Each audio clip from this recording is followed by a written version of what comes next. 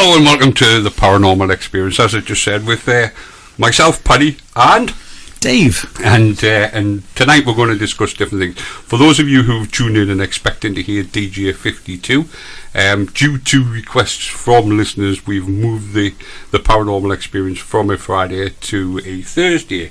But DJ 52 is still going to be with us on a Friday. We've just swapped places. He's gone on to a Friday, we've come on to a Thursday. So, who are we, for those who've never heard us before? Well, I'm Paddy McGough. I do a couple of shows on Amber Radio. I do a show on a Wednesday evening and a Sunday evening. I can't remember when I'm on a Sunday evening from 6 o'clock. And then Dave does... I do Dance Decades on a Friday, and I also do that show on a Tuesday at 9 o'clock. So there you go. So if you want to listen to us actually doing what we normally do rather than this, then that's where you would find us. But what we're going to do is we're going to discuss all things paranormal. If you heard the show last week, you'll have heard us talking about space, UFOs, etc. And if you'd looked on our Facebook page, you would have seen a video that Dave posted. Did we get any feedback on that, Dave? There was a few actually got in contact. There was a few that actually liked it, but nobody actually got in contact with us. So it's a little bit kind of, nobody left any comments or anything like that. Right. So was it aliens that left the comments, or liked it and they couldn't speak English? They couldn't use the keyboard. Is that what the problem was? Probably. But yeah. So if you have a look on Facebook, you will see the video that we're talking about. It was took just outside of Area 51. Well, I'm saying just outside. It was about 20 mile or 200 mile or something away. Like that. It was about 20 miles outside. 20 mile, 200 mile, yeah, because they're really close together, aren't they? But yeah, so it was a drone that was flying about, and it saw a something.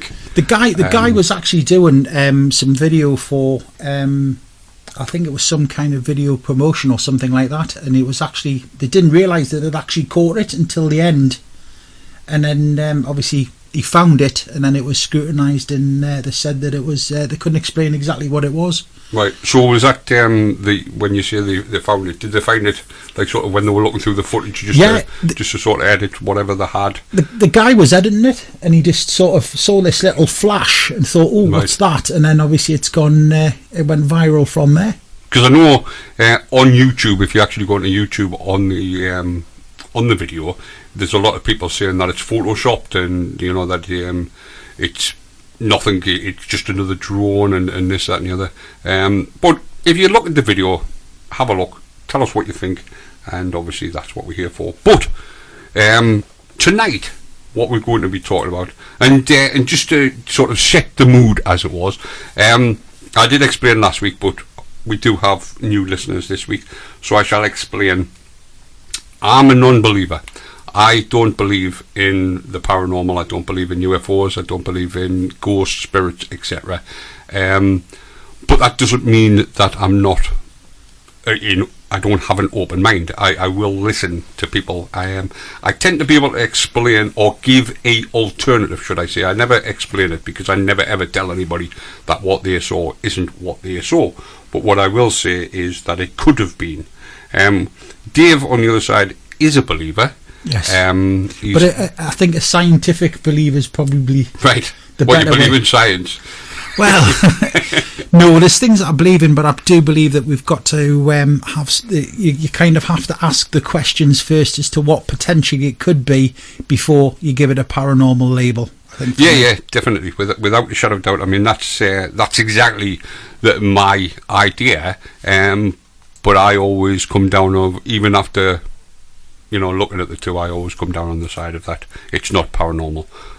But we know there is people out there who are really staunch believers, and there's people out there who are staunch non-believers, and that's fine if that's the way you are. Just let's all remember to respect everybody.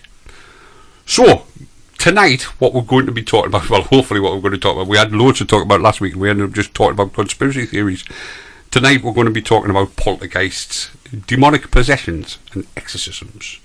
They pretty much all come under the same umbrella, because a poltergeist, tends to be come under that exorcism sort of thing. So let's explain what a poltergeist is. Well, in ghost lore, a poltergeist is German for a noisy ghost or noisy spirit. It's a type of ghost or spirit that is responsible for physical disturbances such as loud noises and objects being moved or destroyed. It comes from the two words of polten, which in German stands for make a sound or to rumble, and Geist, or is that how you say it? Geist. Is that how the Germans say it? Because it's a German word, and it means ghost or spirit, or ghost and spirit. It can mean either. My first question would be, why do Germans always have words for everything? Doppelganger is a German word. It's a wonderful language. Well, it must be, because or is it that they get more disturbances than us? Do they suffer from poltergeist more than we do? It's one of those questions that I've always pondered, why Germans or French have words for them but we don't, and then we adopt them particular words such as poltergeist, to mean a noisy ghost or noisy spirit. The downside to the believers, that is that a lot of the poltergeist events have been proved on investigation to be hoaxes.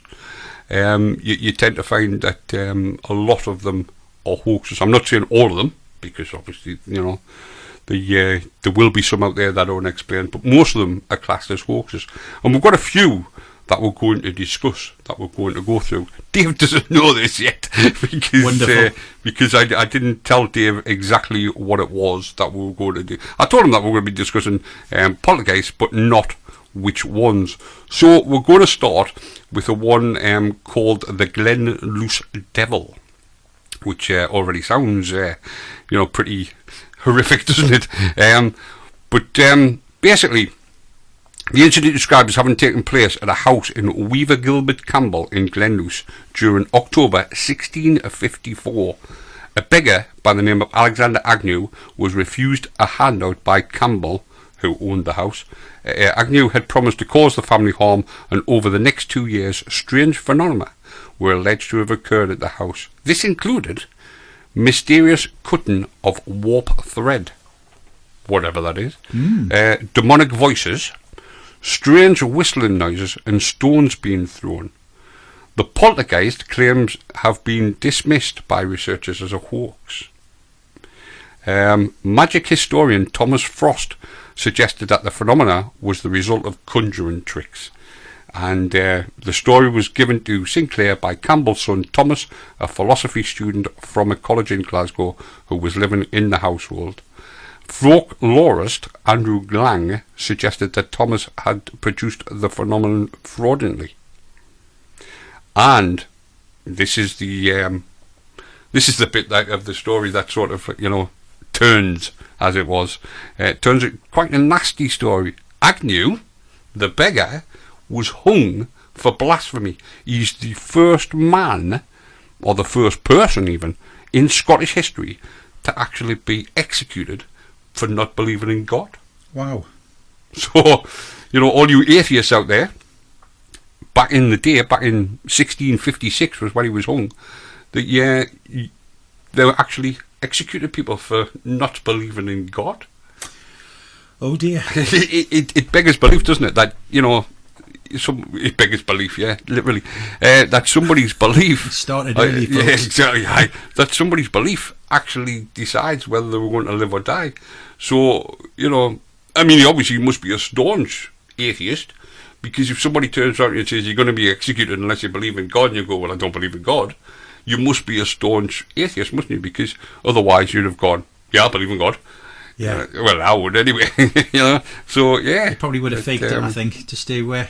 Well, exactly, and it seems to be. I mean, we will be discussing other poltergeists and what have you, but it seems to always be the same thing, doesn't it? The demonic voices and the strange whistling noises and stones being thrown, and just getting notifications there. Yeah. Shut up! You're talking rubbish. Wonderful. Yeah. But yeah, so that's it. That's the Glen Luce Devil. So what's your thoughts on the Glen Luce Devil, then, Dave? Interesting. I don't know. I would have to have a look at it a little bit further, I think. Again, it's kind of, I know there is sort of a lot of the sort of cases that are paranoid, sort of poltergeist activity and things like that as well. Again, it's always my understanding it was the noisy ghost. Yeah. Which I think you covered in the first part. Well, that's right. Yeah, exactly. There's a lot of things I think, to be fair, if you were going to investigate it and you're going to go and have a look, then you'd have to also have a look at the situation just to see sort of, if it's the house settling. I mean, last week we discussed about the Schooner Hotel. Yeah. When I lived there, and the floorboards were about 400 years old. You know what I mean? So you're going to get sort of settling noises in houses and things like that. So again, it would be. Yeah, absolutely. As you say, I live in a house which was built just after the war, the Second World War, and on a night time I can hear the floorboards, etc. As you say, settling, and it does sound. I mean, I always remember as a child going to bed and being really frightened because I thought that people were walking up the stairs, and it was explained to me that that's not the case. Well, we discussed that last week, didn't we, about the duvet factor? Well, exactly. The iron shield duvet going over your head. But no, I mean, I got to be honest, over the last, I think the first 20 odd years of my life, I lived in some of the most remarkable buildings up and down throughout the United Kingdom. And in that time, did you experience any poltergeists? I know you said last week about the ghosts and what have you. Yeah, we're talking about. Did you experience any poltergeists? Not really, no. I mean, there was always sort of things that went bump in the night. Right. Kind of. I don't know. It was. Well, you did live in a hotel, Dave. So. Yeah. There is that factor as well. But no, it's like I say, it's sort of ghosts and things like that. It's sort of the noisy ghosts and stuff, and I don't know. I'm a little bit undecided on it, to be fair. Yeah. I've heard, we've heard sort of, if we're going on to stories, things like the Fox Sisters and things, where they're talking about the rapping noises and things. That's kind of. I have actually got a little bit about them to come later on. Yeah. Well. But we don't really want to get into the Fox Sisters. No. I mean, they're obviously, the noises of communication. The more to do with spiritualism, aren't they? The Fox Sisters. I mean, they were the people that gave birth to the spiritualist movement. But I think it's kind of it's one of them situations, I think, where you look at the sort of, I think my biggest problem is Hollywood has done a lot of damage to definitely this type of thing, because in my head, 2,000 years ago we would be now, instead of sitting discussing this on a radio station, we'd be sitting actually round the campfire discussing the spirits of the elders and the spirits of the people who'd passed over and things like that. And obviously the Romans came over, and then everything changed and things started happening and changing. But I don't know, I think the perspective is being shifted, but we would have potentially communicated in that route of, is there anybody here? And I mean, it's a bit of a joke now, isn't it? Is there anybody there? And you hear in the background, and that was me, by the way, folks. But it's difficult. It is genuinely difficult to say whether it's real or not. I have heard things in the past when I've been around, and sort of one of the churches that I used to attend quite regularly, Spiritualist Church, and they did sort of demonstrations and things where people were knocking, rapping, etc. And I don't mean rapping as in singing a song, but the actual sort of knocking noises and stuff, and it was used as a form of communication. Yeah. So again, without stealing your thunder for later. Well, I mean, as I say, we will be talking about the Fox Sisters, but we'll be talking about them more when we come along to spiritualism and stuff like that. I am going to mention them tonight because of, as you say, the noises and whatever, and obviously it's what started it all, doesn't it? Yeah. The whole, sort of demonic possessions and this, that and the other. So here's another one, the drummer of Tedworth. Well, the drummer of Tedworth is another case of an alleged poltergeist manifestation in the West Country of England. So although German have the name for it, it seems to be, I mean, we've had Scotland, we've now got England, so it seems to be this part of this side of the the water, as we say, that that seems to have them. So anyway, the story is that it was reported in 1661 that a local landowner, John Mum Pesson, owner of a house in the town of Tedworth, hence the reason why it's called the Tedworth Drummer, now called Tidworth in Wiltshire. So if you live in Tidworth, this is about your neck of the woods. Tidworth famous for something else? It is, but I can't remember what it is. I'm sure somebody will tell us what Tidworth is famous for. But yeah, I have heard of Tidworth for other things. But he brought a lawsuit against an unlicensed vagrant drummer, William Drury. Basically what happened was, I can't remember what war it was, but pretty similar to what's happening nowadays. Soldiers would leave the army, but they wouldn't receive any sort of compensation for being in war, but they were given the right, believe it or not, to beg in the streets. They actually were given a license to beg. That's nice. You know, here we're not going to give you any money, but here's a license so you can go out and knock yourself out, torment people. Yeah, exactly. And so he came across this guy, this drummer.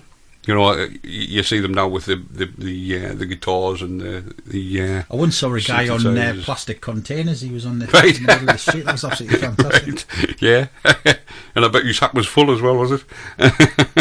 But yeah, so this guy was a drummer. So obviously, you know, I mean, being a drummer myself.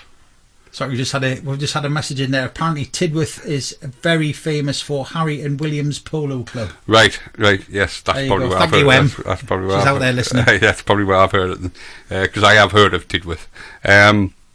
So yeah, so you were kicked out the army because they no longer needed you because the war was over, and you were given a license to beg rather than giving you compensation. Here's a license to beg. So thank you very much. And so this John Pesson came across this William Drury, and he accused him of collecting money by false pretenses. In other words, he didn't have a license to beg. He actually won the judgment because it was found on his license that the two judges who were supposed to have signed it weren't. There were forgeries. The signatures were forgeries. So this guy was begging illegally, and he'd forged this thing. So the judgment was won by John McPherson, and he took the guy's drum off him. So not only did he beat him, he took the guy's drum off him. So it was sort of like, thank you very much, I'll beat you in court, now I'm going to have your musical instrument. Not that he was a drummer, and not that he was going to do anything with it. He just decided that he wanted this drum. Wanted it. Yeah, it's sort of one of these, like, you kind of play it in the street, so I'm going to have it. I like your drum, so I'm going to have it. But then, this is where we go down the poltergeist route. But then his house was alleged to be plagued by drumming noises. So his house started to obviously appear, get these drumming noises all the time. So it was heard in rooms, and he would get up in the middle of the night, this John McPherson, and he would go and see where this noise would come from. This beggar, I take it he died? No, this beggar, sorry, yes. Yeah, this beggar went to jail. All right. He went to jail, but he escaped. All right, okay. Now, the rumour is that the guard let him escape. Right. Because the guard had a bit of pity on him. Because he was an ex-serviceman. Yeah. Yeah, okay. Whether this guy was an ex-serviceman or not, we don't know, because he was begging illegally. I like that. I like that story. But because that's the rumour anyway, that this guard allowed him to escape purely because of the fact that he was, he was a nice chap, this guard, and he was sort of like, he had pity on the drummer, so he let him escape. But then he was recaptured, so it wasn't all fine and dandy. So then he was transported, and in those days, obviously, they transported you away. And but in the time that he was on the run, all this drumming noise happened. However, the poltergeist was really a nice poltergeist. Right. Because one person's wife got pregnant. Uh-huh. And during her pregnancy, the drumming stopped. Oh, that was nice of her. Because apparently through the night, the whole household was woke up by this drumming and whatever, and they couldn't sleep because of the drumming. Right. You know, and it was kept coming from different rooms, and every time John kept up and going to have a look at these different rooms, there was nothing there. Right. Yeah, or it would move to a different room. And then sometimes it would move to outside. These noises would move outside. But then his wife got pregnant. And the drummer, or the drums, the poltergeist, whichever way you look at it, stopped drumming during her pregnancy. You know, so it was more of a nuisance than, you know, a malicious poltergeist, because it had some volition in the fact of, you know, this woman was pregnant, so she needs her sleep and this, that and the other. So it stopped happening whilst the woman was pregnant. But then this guy was caught, and you know, and then he was transported. When he was transported, it all started again. But then it stopped completely after he'd arrived at where he was transported to. So what they're saying is that it was a curse by the drummer. Right. That makes sense. But then it suddenly started again, and this because the guy, for whatever reason, was returned to the country. So Right. I don't know if he'd served his time, or, you know, I mean, I don't know what it was like in those days. How transportation. I'm taking it this is like was. Australia, etc. Well, I would have thought it just says that he was transported. It doesn't say where he was transported to, but I'm presuming that he was. And then when he came back, it started again. Mm-hmm. But this guy still refused to give him his drum. He you know, and basically that was what he was after. He was after the drum. Now, what they're saying is that obviously the first thing they're saying is it was a poltergeist. Mm-hmm. The second thing they're saying is it was because this William Drury, the drummer, was part of the gypsy renegade. You know, the gypsy. What's the word? Community. Community, yeah. Yeah, it was Travelling part of community. Yeah, it was part of the gypsy travelling community. So he was obviously, what they're saying is it was other gypsies who were tormenting this landowner because of, you know, if you've got nobody else to blame the gypsies. You know, that seems to be the way that they went. I mean, we're talking 1667, so obviously we're talking like way back in time when people didn't think about other things and you know, that sort of stuff. So that was the other option, was it was the gypsies.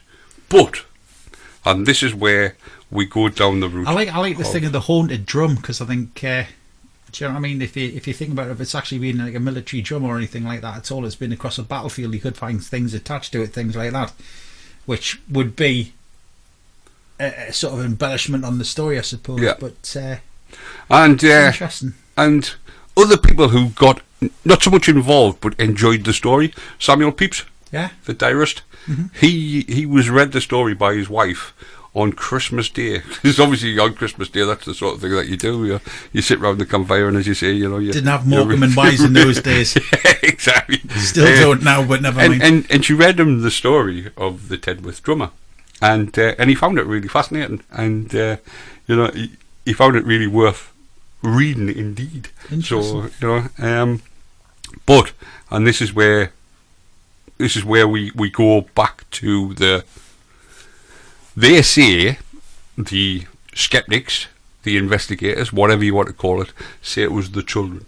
No. Because he had all the children. He had something like, you know, this John Mepson had something like 8 daughters. And they said it was the oldest daughter, and who actually did all the stuff, and the reason why it would be heard from one room was that she would tell one of the children to do it. They would do it. John would walk into the room, nobody there or no noise there. So then one of the other children would start in another room, nothing there. One of them would be outside. You know, I don't know what one of them was doing outside in the middle of the night, but yeah. Well, you know, there was no TV in those days. Well, exactly. So that's it. That's the drummer of Tedworth, and I find it really, really interesting, that particular story, because it's one of those where there's so much that could point to something paranormal. You know, and then you hit the, you know, this is the hoax at the end sort of thing, and that's the thing as it was. I think it's the way that it is. I mean, like I say, you've got to look for anything that's plausible, anything that you could actually think, yeah, okay, it could be one of the kids messing around, it could be somebody playing around, etc. You know, it could be floorboards, could be anything. I like the idea of the story though, the drum. Definitely.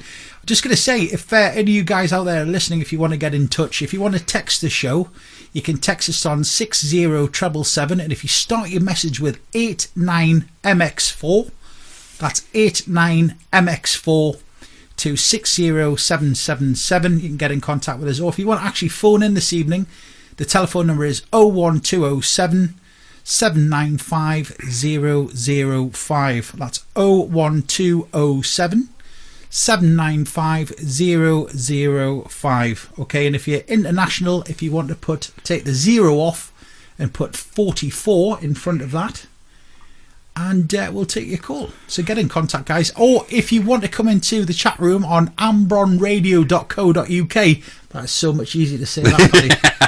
So much easier to say. Yeah. Come and join us in the chat room. There's myself, Paddy's in there tonight, believe it or not, and we've got the glorious Christine is out there. I'm just clicking on the page there to refresh. Yeah, there's, Christine's in there, there's bless myself. Her. There's the Ambron Radio bot as well, doing bot stuff, as somebody once said. So as Dave says, if you want to join us, then please do. She's still there. Christine's still there. It's quite interactive like that, guys. We will actually read it out. So if you want to get in contact, if you've got any interesting stories though about poltergeists, about where you are, where you live, if you've done a ghost investigation or anything, or any form of paranormal investigation, if you'd like to get in contact with us and tell us about it, please do, because we're really interested. Although we're based in the northeast of England, we don't mind. I think the world's our limit, isn't it? Well, it is. It is literally. There's 196 countries in the world, and we broadcast to 167 of them. Fantastic. The only reason we don't broadcast to others is because of licensing authorities in them particular countries. The likes of North Korea and places like that. That we are literally, as Dave says, the world is our oyster. We'll do one more, and then we're going to give you a Linda's Grisly Tale. For those who were listening last week, you'll know that Linda does a story about the northeast, because that's where we're from, the northeast of the UK. And or the northeast of England, should I say? The northeast of UK would be Aberdeen or something, wouldn't it? I think so. Somewhere like I'm not good at geography. I tell you last week. Aberdeen's probably northwest. Where I come to, Aberdeen is over that way, isn't it? I've got a feeling somebody will get in contact and tell us. I was going to say, if somebody from Aberdeen, whoa, what are you talking about? We're going to try and not upset anybody this week as well. So because we're from the northeast of England, then it'll be a story from the northeast. But that doesn't mean that. It's not an interesting story, because they are very interesting. But anyway, the next one that we're going to do is the Mackey poltergeist. According to a pamphlet first published by local minister Alexander Telfair in 1696, a farm called the Ringcroft of Stocken, inhabited by the family of stonemason and farmer Andrew Mackey, was the site of mysterious occurrences. Now, before I read the mysterious occurrences, when I first read this, I went, "What?" And you'll understand why in a second. The mysterious circumstances were stones being thrown. Excellent. Fully get that. Mm-hmm. Buildings set on fire. Oh, nice. Again, fully get that. Voices being heard. Yep. Again. Yep. Family members beaten and dragged. Oh, nice. And notes being found in blood. But the one that made me laugh, and when I first read it, one of the mysterious occurrences was the cattle moving. The cattle? No, the cattle, in cows. I was getting excited there. Something that actually moves. Oh, wow. But apparently it was a mysterious circumstance that they moved. Now, I don't know if this means it was like, what's that film? Where the whirlwind picks up the cow and throws it. Is it Twister or something? Something like that. Yeah, where it picks up the cow and throws it. And so obviously, if it was that sort of mysterious occurrence, I can understand. But just the cow moving, Really? That's not a Okay. mysterious circumstance at all, is it?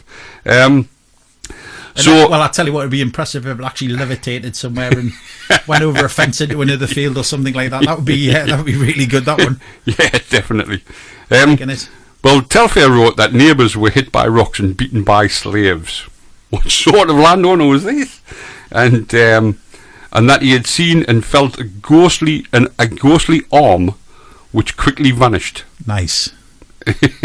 Telfair described things he had considered to have been the occasion of the trouble, including Mackie supposedly taking an oath to devote his first child to the devil. So yeah, he's obviously a really nice bloke, isn't he? And clothes left in the house by a woman of ill repute. Mind boggles. So yeah, so lads, if you ever get caught with women's clothing in your house, right, it's a poltergeist. Oh dear. And failure to burn a tooth buried under the threshold stone by a previous tenant. What? Say that again. That makes no sense. And failure to burn a tooth buried under the threshold stone by a previous tenant, advised by a spear. Oh, so what they're saying is, so basically what they're saying is, if your house has a poltergeist in it, find out who lived there before you, go and knock one of the teeth out, and then burn it. Never heard of that before. No, I'm sure. That's quite so don't answer your door if you see if you've moved and you see the person who's bought your house off you. Don't answer the door because they're coming for your teeth. Christine's laughing as well. I think she said it's a new one on her. Yeah, exactly. Yeah. Definitely. Yeah. Apparently, your spear wife has said that to rid the house of a poltergeist, to burn the tooth under the threshold stone of a previous tenant. So there you go. And because he didn't, that's why he was getting poltergeist. So anyway, then many clergymen came and said some prayers at the farm, and the trouble eventually subsided. Oh, that's good. Yeah, you can always count on the count on the well, exactly. So there count you go. on the clergy. So obviously, great stuff. That fabulous. However, in 1890, so nearly 200. Well, it is 200 years, isn't it? Because it was 1696. So nearly 200 years later. The Saturday Review dismissed Telfair's story as folklore and a curious mixture of obviously naked imposter, seeing 5 ministers, a few lairds and a number of farmers signed this account, in which there is not a single suspicion breathed that the business was merely a practical joke. So it took them 200 years. So that's like you telling me about World War II and me saying no, it doesn't exist. It never happened. Wow. Or something. Well, not World War II, because we actually have people who lived in World War II still alive. But the Crimean War. Yeah, I know what you mean. It's like you telling me about the Crimean War and me saying no, that didn't happen. Where's your proof? And then you show it's me. Like I'm having a flashback to last week with the Beatles. I'm still trying to get my head around that one. So yeah, so I mean, if it was a hoax, then fair enough, it was a hoax. But how can you 200 years later say it was a hoax? I don't know. The mind boggles, isn't it? I mean, unless they found his playbook under his under the stone, yes, with the tooth, the message in the bottle. Obviously, the tooth fairy didn't turn up that night, did it? She must have had a couple of weeks off. But yeah, so as I say, 200 years, it beggars belief, doesn't it? That you can turn around and say something didn't happen 200 years later. Yeah. You can say anything that didn't happen 200 years later. It doesn't mean that it didn't happen. But yeah, I think it's one of those situations where you look at something and you've got to say that sometimes there is no smoke without fire. And I think that in a lot of these situations, and I mean, if you look right the way across the board, anything to do with the paranormal, anything not of the normal, there's got to be something there to start these stories and things, and yeah, absolutely. But to sort of dismiss it a couple of 100 years on, doesn't make sense. Yeah. And a dead tree is all that's left of the farm. Is that right? So that's how strong this poltergeist was. It took the whole farm and just left. Is that not the farm off Wizard of Oz? I don't know. Could be because that unless disappeared. Unless Beamish have got a new exhibit opening shortly, potentially. Yeah. So that's the Rurick poltergeist or the Mackey poltergeist, whichever way you want to look at it. But many skeptics have said that it was just a hoax. I just can't get over the mysterious movement of cattle. How does cattle move mysteriously? Like do they wear like sort of big Macs and sunglasses and trilbies and all that? And sneak behind the mind boggles. It really does. I'm thinking all sorts of things now. So anyway, we're going to take a break now because I'm sure you're sick of hearing us waffling. Yep. And we're going to have one of Linda's grisly tales. Okay, here we go. Ghosts of Anarch. One of Northumberland's most attractive towns, Anarch, still has a very historic feel due to the narrow, medieval back streets, cobbled roads and the huge 15th century tower gate which gives entrance to the main street. A Norman knight, Yves Saversy, began work on Anarch Castle in 1096. The purpose of the castle would be to defend England's northern border against invasion by the Scots. The first Baron Percy bought the castle from the Bishop of Durham, and it has been owned by the Percy family ever since. Anarch Castle is without a doubt the most impressive medieval castle in northern England, and after Windsor Castle it is the second largest inhabited castle in the country. The castle's fame and popularity has increased spectacularly since it was chosen to be used as Hogwarts' school of witchcraft and wizardry in the Harry Potter films. The Harry Potter connection, coupled with the opening of the magnificent Anarch Gardens in 2002, will have undoubtedly contributed to Country Life magazine recently voting Anarch as the best place to live in the UK. Despite the castle bearing witness to all manner of death and bloodshed during its history, the ghosts of Anarch are to be found elsewhere in the town. In the late 13th century, a hermit lived in a run-down shack in the shadow of Anarch Castle. Locals considered him to be a madman, as he was often seen walking the streets in his tatty rags, shouting obscenities into the faces of passers-by. As the months passed, the locals started to become fearful of him. Some had seen him killing stray cats and dogs, and before gathering up their lifeless corpses to take home with him to eat. He also attacked a young girl near the castle, and soldiers had to intervene. He had grabbed her so violently that he tore the clothes from her back. When a girl in her early teens was raped in the town, most suspected that the hermit was to blame. However, her tongue had been cut out and she had been blinded by the rapist, so was unable to confirm her attacker's identity. 6 months had passed since the young girl was raped, and the hermit seemed to have just vanished. He wasn't seen around Anarch at all anymore, and some people believed he may have moved on to another town. Some soldiers had noticed that there was a dreadful smell coming from the hermit's shack, so farm workers went to investigate. Upon entering the hermit's home, they were greeted by the most disgusting stench of any of them had ever encountered. Remains of dead animals were littered everywhere, and near the back of the darkened hut they saw the hermit sat upright in a chair, staring right at them with lifeless eyes. He was dead. After recovering from the shock, they carried him outside where a coffin was waiting for him. Rigor mortis had set in and made the body difficult to get into the coffin, so a lot of his bones had to be snapped so the lid could be closed. Although there were protests, the hermit was given a Christian burial. Less than a week later, the church sexton was out in the churchyard at the crack of dawn when he fell over something. Upon standing up and brushing himself down, he turned to see what he had tripped over. The hermit's coffin was no longer in the grave. It was above the ground, and it was empty. Terrified, the sexton ran back to the church, only agreeing to return when some soldiers offered to accompany him.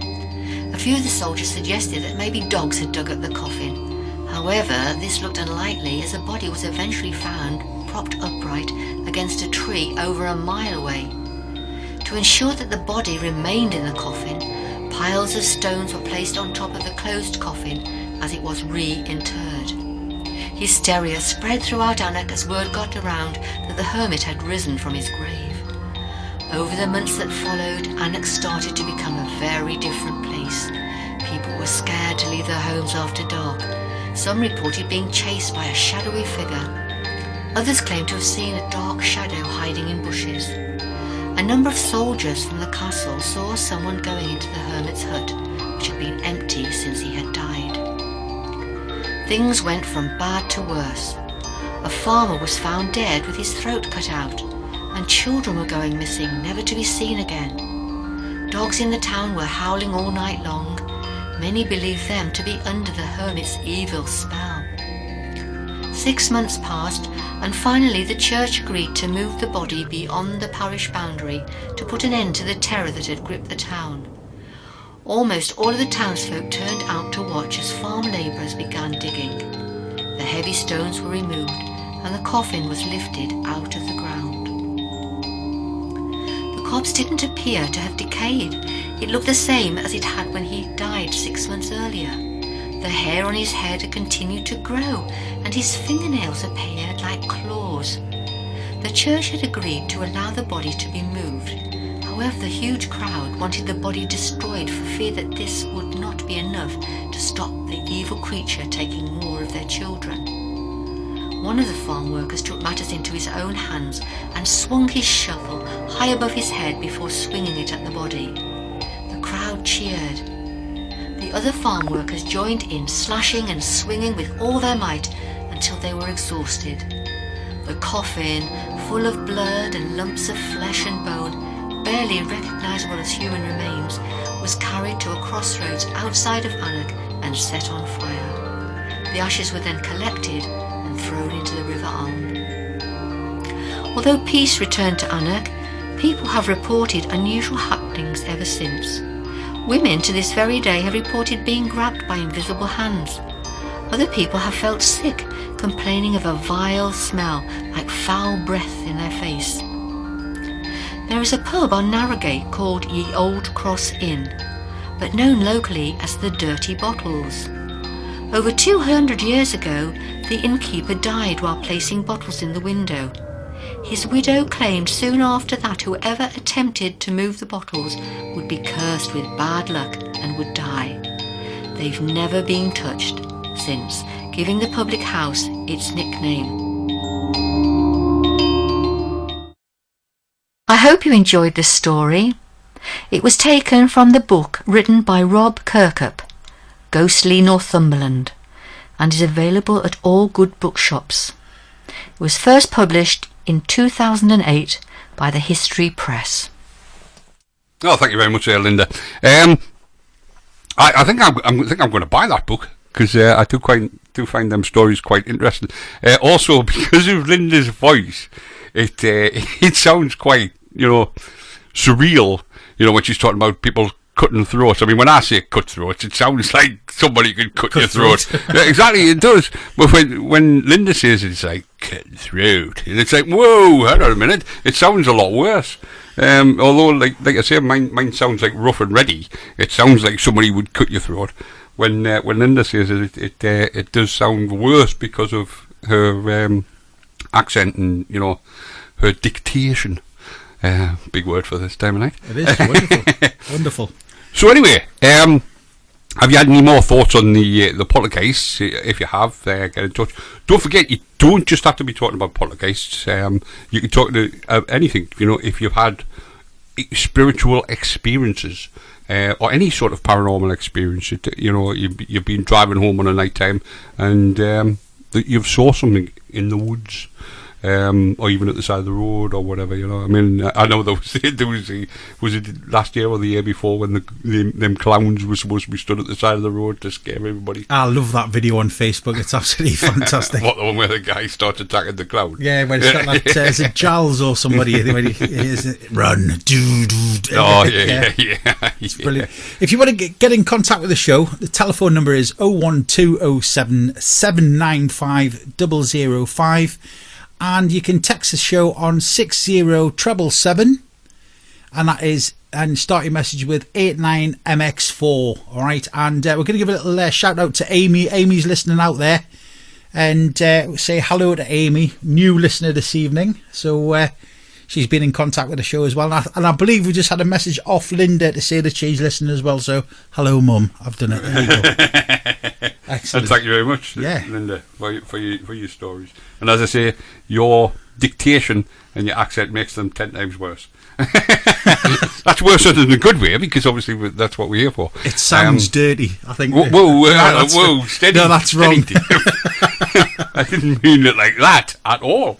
But anyway, let's get back to what we're here for. Sounds wrong was the word I was supposed to say. Yeah, exactly. Definitely, yeah. Whoa, yeah, that's me, Mum. Anyway, exactly, and that's what I mean. That's Swiftly on. So, we've got the old rectory of Epworth. Now, apparently, this is a very famous English poltergeist story. It's so famous I've never even heard of it. Lovely. I've never heard this one. But yeah, apparently the Epworth is one of the best known English poltergeist stories. So bearing in mind that we've spoken about Germans inventing the word, so they must have lots more poltergeists than us. All we've spoken about is English. Oh well, we had one Scottish one, but they've all been in the UK. Yeah. So yeah, never mind. The old rectory in Epworth, Lincolnshire, is a Queen Anne style building. It was rebuilt after a fire in 1709, so it already got off to a bad start. It had nothing to do with the poltergeist. Was anybody killed in the fire? I've got no idea. It doesn't actually say it was, so I'm presuming that everybody was fine.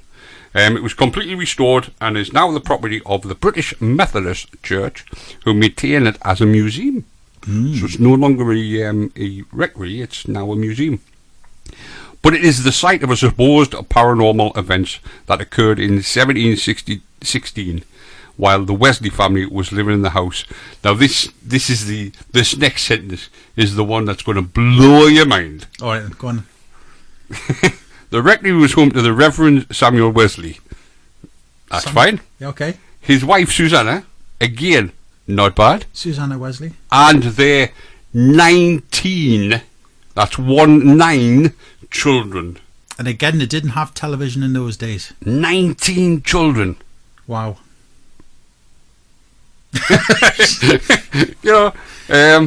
Okay. One of them was John Wesley.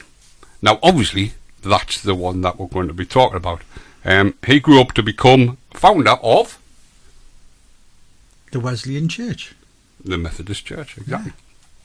Yeah. So anyway, the Epworth Rectory, Horton, is also known as the Wesley Poltergeist. Hold on, Paddy. Christian's just said in the chat room she must have been mad. 19 kids. I'm sure, 19. That's a hobbyist there. Yeah, exactly. Go on, sorry, what did you do for a living? I had kids. Literally. Yeah, exactly. Here, I mean, I would say that. Like, I'm from Stanley. Yeah. There's probably women living in Stanley that have 19 kids. Yeah. So that's probably me bored from Stanley now. I'm probably not able to get into Stanley when I go back. Sleeping on somebody's settee tonight.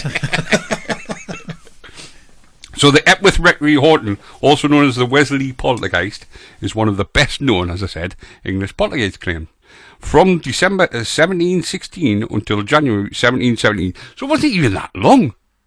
It is said to have been plagued by a series of regularly occurring mysterious loud noises and knockings, apparently caused by a ghost the eldest Wesley daughter, Hetty, nicknamed Old Geoffrey.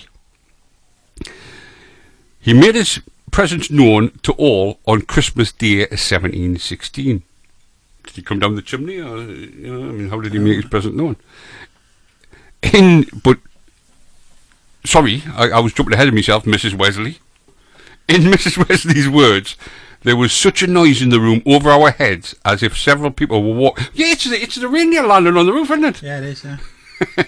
Then running up and down the stairs that we thought the children would be frightened. No, there was 19 of them. They're not going to be frightened, are they? Strength in numbers and all that. Yeah. Like sort of, it's all right, I'll just stick with you, the 18 siblings, I'll be fine. Yeah. According to the tale, she and her husband searched the house in vain for the culprit. Old Geoffrey continued rattling and thundering in every room, and even blown an invisible horn of deafening decibels. Old Geoffrey supposedly disappeared in January 1717, just as suddenly as he appeared. Excellent. So there you go. He came, he went. and the rest is history. I'm still getting my head around the 19 kids. Yeah, exactly. Yeah, and especially when you look down at the one that is there. Yes. So Adlerton Bruce in 1908, so again we're talking 200 years later, noted that earliest records that document the haunting have large discrepancies from later reports.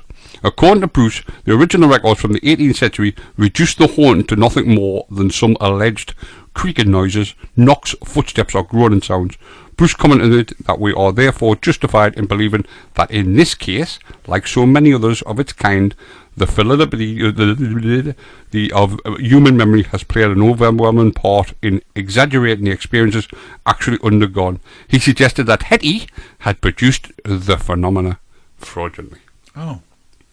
So, as I say, 200 years later, this guy's come along and gone, yeah, you tell me lies. But, I mean, he is saying that the original is saying it was just a few knocks and this, that and the other. It's other people. But I suppose that's what happens, isn't it? People embellish a story. If you... It's the Chinese whispers factor, isn't it, really? Well, it is. Yeah, definitely. Everybody adds their bit on. Yeah.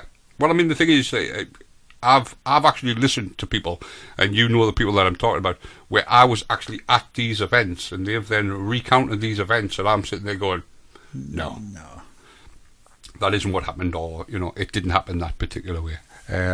But yeah, so the original are just saying that it was alleged creaking noises, knocks, footsteps, and groaning sounds, but then they've embellished the story later on.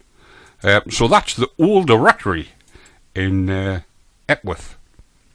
Wow! So we're getting closer. We're now up to 1764. Now this one was actually quite a long one, because the others have been like sort of either on the same year or just a year or so. But this one actually lasted for 7 years, and it was the Hinton Apner House. The old Tudor house attained notoriety. Yeah, or even notoriety, not notoriety. Notoriety in the 18th century after it was said to have become uninhabitable due to loud noises attributed to a poltergeist. One tenant, Mary Ricketts, wrote about her experience with that. I shouldn't really laugh, I mean, no, just because she's called Ricketts, that. So the house. Now this one, they haven't bothered calling the priest into this one. They haven't. No. So there's a poltergeist in the house. What do? Tear the house down. All right. Yeah, so the house is completely demolished. I know people that would do that if they saw a spider in the house. Well, yeah. You often see that on social media, don't you? There's a spider in the house, burn it! Boom. The house was pulled down in 1783 after its replacement had been built about 50 metres to the south. Harry Price, citing Ricketts' statement, wrote at length about the case in his book Poltergeist Over England in 1945. Claims about the poltergeist were disputed by Trevor H. Hall. He appears quite a lot. I don't know if you know who Trevor H. Hall is, but he's very sceptical. Very, very sceptical. Yeah. He's a bit of your James Randi type of guy, who suggested that underground water was mainly responsible for the noises. So there you go. You see, again, I think we've got to look at it. You've got to look at it with a slightly scientific mind. And I know, again, we had this discussion last week with people actually saying, yeah, they believe anything. And we see this. There's been a couple more. I mean, I haven't actually commented on some of the ones that I've been watching on Facebook in some of the paranormal groups. But when you actually see some of the comments, it's, I've seen this. And no. Yeah. It's not that at all. It's just, and you get people going, and I think you get also the other side of that where people just want to dismiss it as, the old, like, poppycock. It's, it's not true. It's not, and they'll find plausible things. But again, I think we have to say, and I will quote it correctly one of these days, whatever we actually see or ever hear, if we can't find in my head, or in my book. What we can't find it in your head? No, you're not finding a lot in there. I was going to say, it's a bit of an empty space, isn't it? Yeah, it is. But if you're actually looking at things that go bump in the night, things that happen, yes, it could be floorboards, it could be water running underneath, it could be water running through pipes, it could be all these things. They talk about electromagnetic fields using EMF detectors and things like that. And you hear all these things. If we can't find an explanation, i.e., there isn't a water course running in the building, or settling down, it's been a red hot day and it's a cold night, whatever, all those things, temperature variations, all that, if you can't find something to explain it, then there's a potential for it to be a pattern. Without a shadow of a doubt, there is, and that's the way I look at things. I have an open mind. Although I'm a non-believer, I have an open mind in the fact of, there will be, there hasn't yet, but there will be. I'm presuming anyway, there will be something out there that will prove me wrong. Well, not so much prove me wrong, but show me that this particular thing isn't anything else but the paranormal. But until that happens, obviously I'll come down the route. But I'm not quite the Trevor H. Hall guy in the fact of everything's wrong and this and the other. The Stockwell Ghost, another famous story. I was going to say I've heard about the Stockwell Ghost. I couldn't like sort of say where I heard about it or whatever, but I've heard about it. Once again, in England, and it happened in 1772. But this was later exposed as a hoax.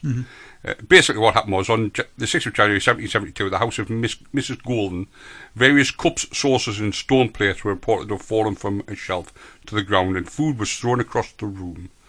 Violent noises were also heard around the house. Golden decided to take refuge with her neighbour, but the disturbances continued. It was noticed that the disturbances only took place when her servant, Anne Robinson, was present. She was dismissed and the disturbances ceased. Despite the suspicious circumstances surrounding Robinson, the case was considered by many to be poltergeist or witchcraft. I have heard in the past of people saying that like a spirit has attached itself to a person and has sort of followed the people around. I have heard of cases of that in the past.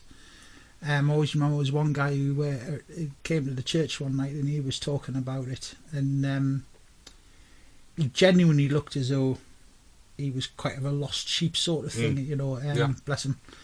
And he did sort of discuss about that he'd moved house recently, etc. So I have heard of things like that happening, which is, very, very interesting. Yeah. And as Christine has just wrote in the chat room, a case of the servant did it, and it was because it was later discovered that Anne Robinson admitted to actually doing it. She used horsehair. Oh. She tied horsehair to the different objects, so when she yanked them, the plates would fall, the cups would tumble, the food would fly, this, that and the other. So in actual fact, the reason it did cease when Anne Robinson left the building was because it was her who was doing it. So that was before she went on the weakest. See, the thing is, that was before she went on the weakest link. Yeah, I was going to say, there's a few people kicked their television off the stand. So I mean, that was in 1772, and she's still around now. Oh. She's had some work done, though, hasn't she? Oh well, allegedly. Yeah. Well, she admits that she's had the work done. It's the wink, isn't it? It's the eye. Is that an actual sort of wink, or is it the no, the fact of the? But anyway, we've got the Sandford Peverville. Sandford Peverville is a village and civil parish in, guess where? Yeah, England, in Devon. Excellent. In 1810, it was reported that the house of John Chave in the village was experiencing dramatic poltergeist activity. The case was discussed in the national press of the time, and Chave's house gained such notoriety. There's that word again. Notoriety. Notoriety, exactly. That in 1811 it was besieged by a mob of rowdy workmen known as the Navvies. The Navvies have come. The Navvies. And in the scenes that followed, Chave was forced to open fire on the crowd in self-defence, killing one person. But then they buried him in the churchyard, and the paranormal activity began. But the paranormal activity turned out to be noises made by smugglers behind a false wall.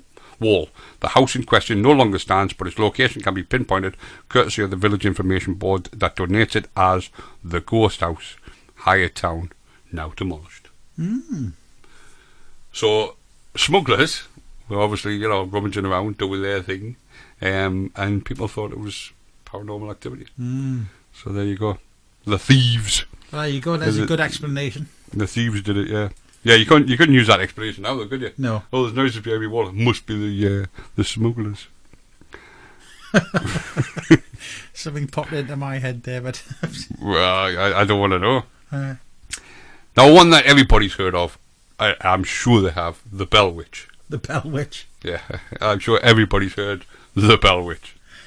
Is there a reason why you find that highly amusing there, Dave? Just. Oh, right, I thought there was an actual reason behind why you found it. It's a legend from South American folklore centred on the 19th century Bell family of the northwest Robinson County, so moved across to the We're in the United States now. Yeah, we're into the US. John Bell Sr., who made his living as a farmer, resided with his family along the Red River in an area currently near the town of Adams. According to the legend, from 1817 to 1821, his family and local area came under attack by a mostly invisible entity that was able to speak and affect the physical environment and shapeshift. Some accounts record the spirit also to have been clairvoyant and capable of crossing long distances with superhuman speed. Whereabouts in America is that? That's it was in Robertson County in Tennessee. That's a good whiskey town, isn't it? Well, yeah. Whiskey area. Well, is that where Bell Whiskey? Yeah. No, Bell Whiskey's from Scotland, isn't it? Oh, yeah. There's no comparison. Other forms of whiskey are available. In 1894, newspaper editor Martin V. Ingram published his authenticated history of the Bell Witch. The book is widely regarded as the first full-length record of the legend and primary source for subsequent treatments. The individual records in work were known historical personalities. In modern times, some skeptics have regarded Ingram's effort as a work of historical fiction or fraud. So there you go. Does anybody come along and try and debunk that one? Let's have a look. Well, the synopsis. Do you want me to read some of the synopsis? The haunting began sometime in 1817 when John Bell witnessed the apparition of a strange creature resembling a dog. Bell fired at the animal, but it disappeared. John's son Drew Bell approached an unknown bird perched on a fence that flew off and was of extraordinary size. The daughter, Betsy, observed a girl in a green dress swinging from the limb of an oak tree. Dean, a slave of the Bell family, reported being followed by a large black dog. On evenings, he visited his wife. Activity moved to the Bell household with knocking heard along the doors and walls. The family heard sounds of gnawing on the beds, invisible dogs fighting, and chains along the floor. About this time, John Bell began experiencing paralysis in his mouth. The phenomena grew in intensity as sheets were pulled from the beds when the children slept. Soon the entity pulled hair and scratched the children, with particular emphasis on Betsy, who was slapped and pinched and had pins stuck in her. Yeah. It's not particularly a nice one. No, it's not. I'm just trying to see if anybody has actually turned around and said, that it was... Trying to debunk it. Yeah. I think it is quite interesting because, again, there's a lot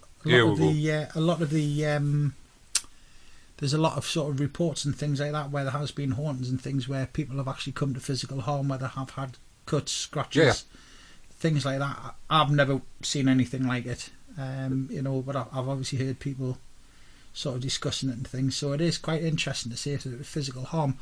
I still believe, personally, that it's the living we've got to be scared of, not the...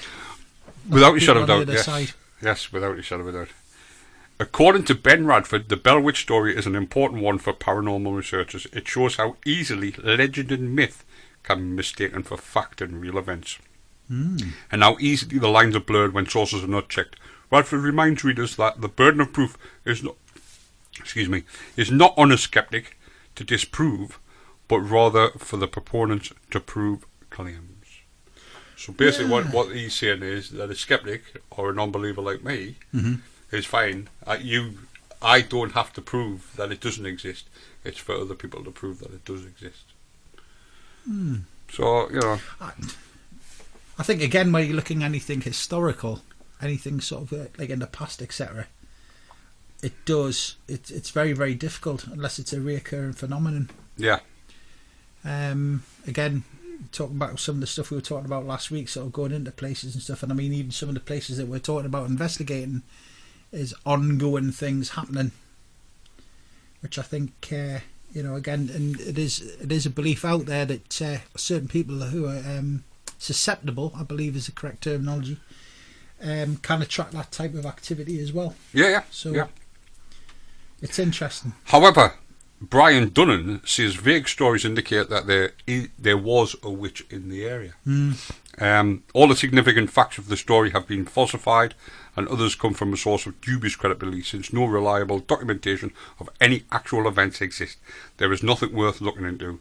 Dunning concludes, I chalk the Bell Witch as nothing more than one of many unsubstantiated folk legends, vastly embellished and popularised by an opportunist author of historical fiction. Interesting one there for me is they're talking about things like for witches and stuff, and I think that's one thing that Hollywood is blowing out of all proportion is the witches. I mean, but they have a habit of doing that with everything. Yeah, don't they? there has. But I mean, you know, there's good witches out there. There's white witches. There's good witches out there, and you know, I think that's one thing that society now is sort of, because obviously the drip feed from Hollywood is kind of changed people's perspective of it. Yeah, definitely. Well, it's always the wicked witch, isn't it? That you don't, and it's a good, if you take, you know, the Wizard of Oz. Yeah, good witch and a bad witch. But she's not a good witch. She's a good fairy. She's a good fairy. Yes. She's the witch of the north or something. Or she's the good fairy. I don't know. Somebody else. Is she the good witch of the? I don't know. I don't know. Somebody get in contact. Yeah, exactly. Somebody tell us before my head explodes. Yeah. But yeah, she's all this like sort of bright shining, you know, like sort of happy person. Yeah, exactly. And then you've got this green person who just wants some shoes. Yeah. You know, she's obviously, you know, been to the local. She's gone green with envy. She's shoe fetish. She's gone to the shoe department, and they've sold out of these ruby slippers. So she's decided, you know, I want hers because I haven't got any. But having said that, Dorothy did originally steal them, didn't she? She did, yeah. Yeah. So Dorothy's the thief. Not the wicked witch just wanted her sister's shoes back. That's what it was. Oh, you've got my sister's shoes on. It's a bit of mix. The good witch of the north. Thank you, Christine. Thank you. I thought she was called a fairy because I was going to say like sort of they don't class them as witches. We're going to have to check this out now. We're going to. But no, thank you. No, I've got no reason to dispute what Christine says. No, I wasn't really taking it. No. I was just being pretending. But yeah, but you're absolutely right. Hollywood do that, and they do tend to paint the witches as these horrible green, you know, warty creatures. The event that's coming up, Christine's already googled it, so I don't need to do it. Excellent, well done, Christine. So the event that comes up at the end of this month. Yes. Lots of kids will go out dressed as witches, but they won't go dressed as. I can't even. You'll have to tell me what her name is as well, Christine, because I can't remember her name. But they don't go dressed as her, even though she's the good witch of the north. They go dressed as. I think. The other one. I think. I don't know her name either. The wicked witch. I've got to be Glinda. honest. Yeah, Glinda. No little kid goes dressed out as Glinda because people would think they were a fairy. They wouldn't think she's a good witch because, as you say, that's not the perspective that people have of witches. The perspective that people have of the warts on their noses, and you know. Yeah, I think, and again, I mean, I do actually know a couple of witches. That's the daft thing. They're probably some of the nicest people. Old hags, yeah, exactly. They go dressed out as old hags. That's exactly what they go dressed as. They go dressed as old hags. They don't go dressed as Glinda, the good witch of the north. They go dressed as the wicked witch of the west. Yeah, and I think I mean, if you look at it, sort of how Halloween's been transformed. I think when I was a kid, it was a turnip. Turnip with a candle in it. Turnip with a candle in it. We spent a day carving it. It's always a bit of a joke, Halloween, because birthday's the day before, and I was born at 10:30 at night, and apparently my grandmother was worried sick that I was going to be born. You were trying to hold on, weren't you? Yeah. You'll live for another hour and a half. I'll be fine. Yeah, we just had a message in from Em there. She said in Wicked, the musical, because obviously Em is our musical expert. Yeah. Thank you, Em. Well, Wicked is obviously Yeah. the full story, isn't it? Because if you watch Wizard of Oz, they've done the Hollywood thing with it. Yes. Haven't they? Yes. So yeah, so in Wicked, sorry. But in Wicked, she's a good witch. Who is? Oh. Linda. The bad witch. I believe. The bad witch is a good I should witch. know this. I've seen it. Oh dear. Dave, man. I'm going to get myself into trouble here. I'll probably get like hundreds of messages as well because my daughter's seen it like hundreds of times. But yeah, I enjoyed it. It was good. It was that good. I got lost in the music. I was can't lost. remember the story at all. Oh, dear God. So what did they call the Wicked Witch though? Oh dear. No, they didn't call her two, Dave. No good sticking two fingers up at me. That doesn't tell. Or does her name begin with a V? Is that what you were trying to tell me? I was actually saying we're in the second hour. Yeah, I can't remember. It's Elzeba or something like that, isn't it? I'm trying to think of the song Defying Gravity. Because they mention her name in Defying Gravity, don't they? Dave's like, I don't know, I've only seen the musical. How would I know what happened? I'm like a rabbit in the headlights here. Hold on a second. We're going to message back. I can't remember. I genuinely can't remember. Right. So if anybody can remember what the Wicked Witch is called, or not in Wicked, what the Wicked, I've lost myself now. But anyway, honestly, guys, I tell you what it is. Be honest there. If you want to get in there, let us know. Put us out of our misery. It's text 60777 and start your message with 89 capital M capital X 4.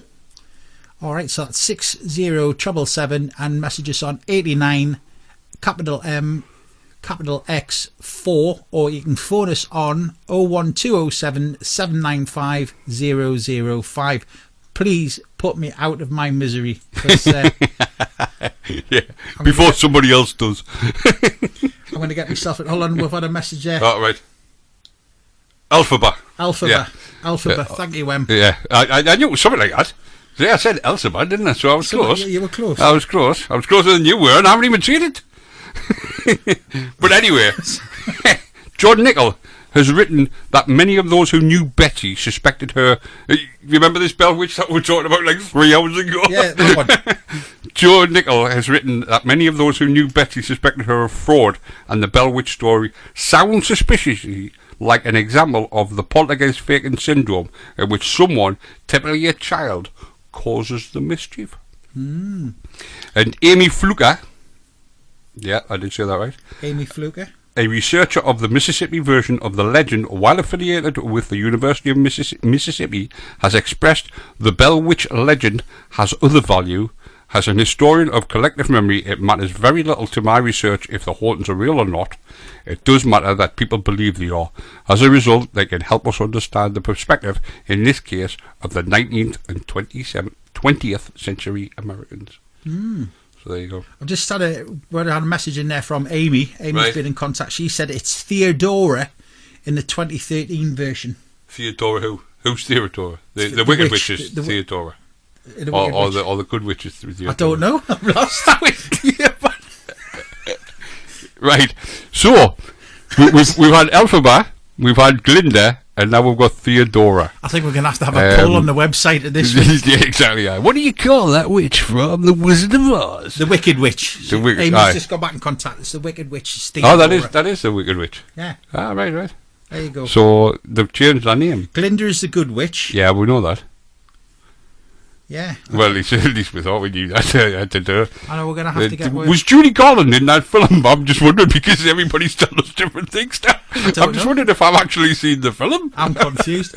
See, this is one of them situations where I get asked if I want to actually go to see the things at the theatre, and I usually dodge out of it. I'm not going to start going now. But But I have been to see Wicked. Yes, it was awesome. It was at Sunderland Empire. It was fantastic. I haven't seen it. I would like to go and see it, but I haven't seen it. And I'm sure at some point I will go and see it. I'm sure somebody else dragged me there. But going back to the Bell Witch again, no me. Yeah, Christy hasn't seen it either. Bless her. There have been several movies based, at least in part, on the Bell Witch. And the question is, how many have you seen? Because there's that many. The Poltergeist series were based on the Bell Witch stories. Yes, I've seen a couple of them. Yeah, the Poltergeist film was booked by lots of paranormal, wasn't it? Because was it that they used real skeletons or something during the film, and the theory is anyway. There's lots of myth that it was cheaper to use real skeletons than what it was to use man-made skeleton. Man-made skeleton? Surely a man-made skeleton would be a skeleton anyway. But it is technically man-made. Yeah. I think we're having one of those nights, aren't we? Yeah, exactly. What did you put in me coffee? Coffee. Right, so there is a lot of, I mean, I don't know, again, we don't know how true it actually is around the making of the film Poltergeist. I know one of the stories we've got coming up from Linda's Grisly Tales a little bit later on this evening, I do believe there is one in there that actually mentions it, and I think it's something. What mentions the Poltergeist? Yeah. Sure. Because obviously you had the young lass, didn't you? Heather O'Rourke, who died when she was quite young. I can't remember how old she was. She wasn't very old when she passed. That was the little blonde girl. In there. Yeah. And did she pass during the making of Poltergeist 3? Well, they were on making Poltergeist 3, and it's a different child that they used. That obviously that face was her face, but they used a different child. I think it was so. sort of I like can't remember. It was one of the first times that I just remember the little lady with the glasses. Yeah, she was 12. 12. She was 12 years old when she passed. Did you see what she passed from? Yeah, she passed from a cardiac arrest caused by septic shock due to intestinal stenosis, whatever that is. She died in 1988. Crikey. So that was obviously one of them.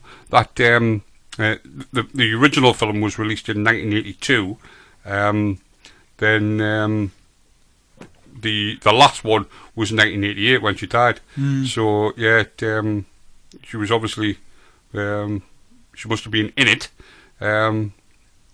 She was in it, but I'm sure there was scenes where they used another child, like sort of with long flowing blonde hair from like the back as it was, but like her facial, and you could see her facial features, like she was quite puffy.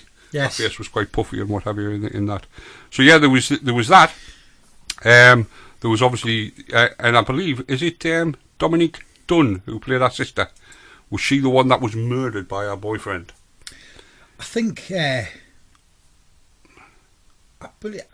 On October the 30th, 1982, Dunn was strangled by her ex-boyfriend, John Thomas Sweeney, in the drive to her West Hollywood home, and went into a coma. That was my 10th birthday. She never regained consciousness and died 5 days later. 10th birthday, the 30th of October, 82. So that was literally just after the film, because the Poltergeist film was released on...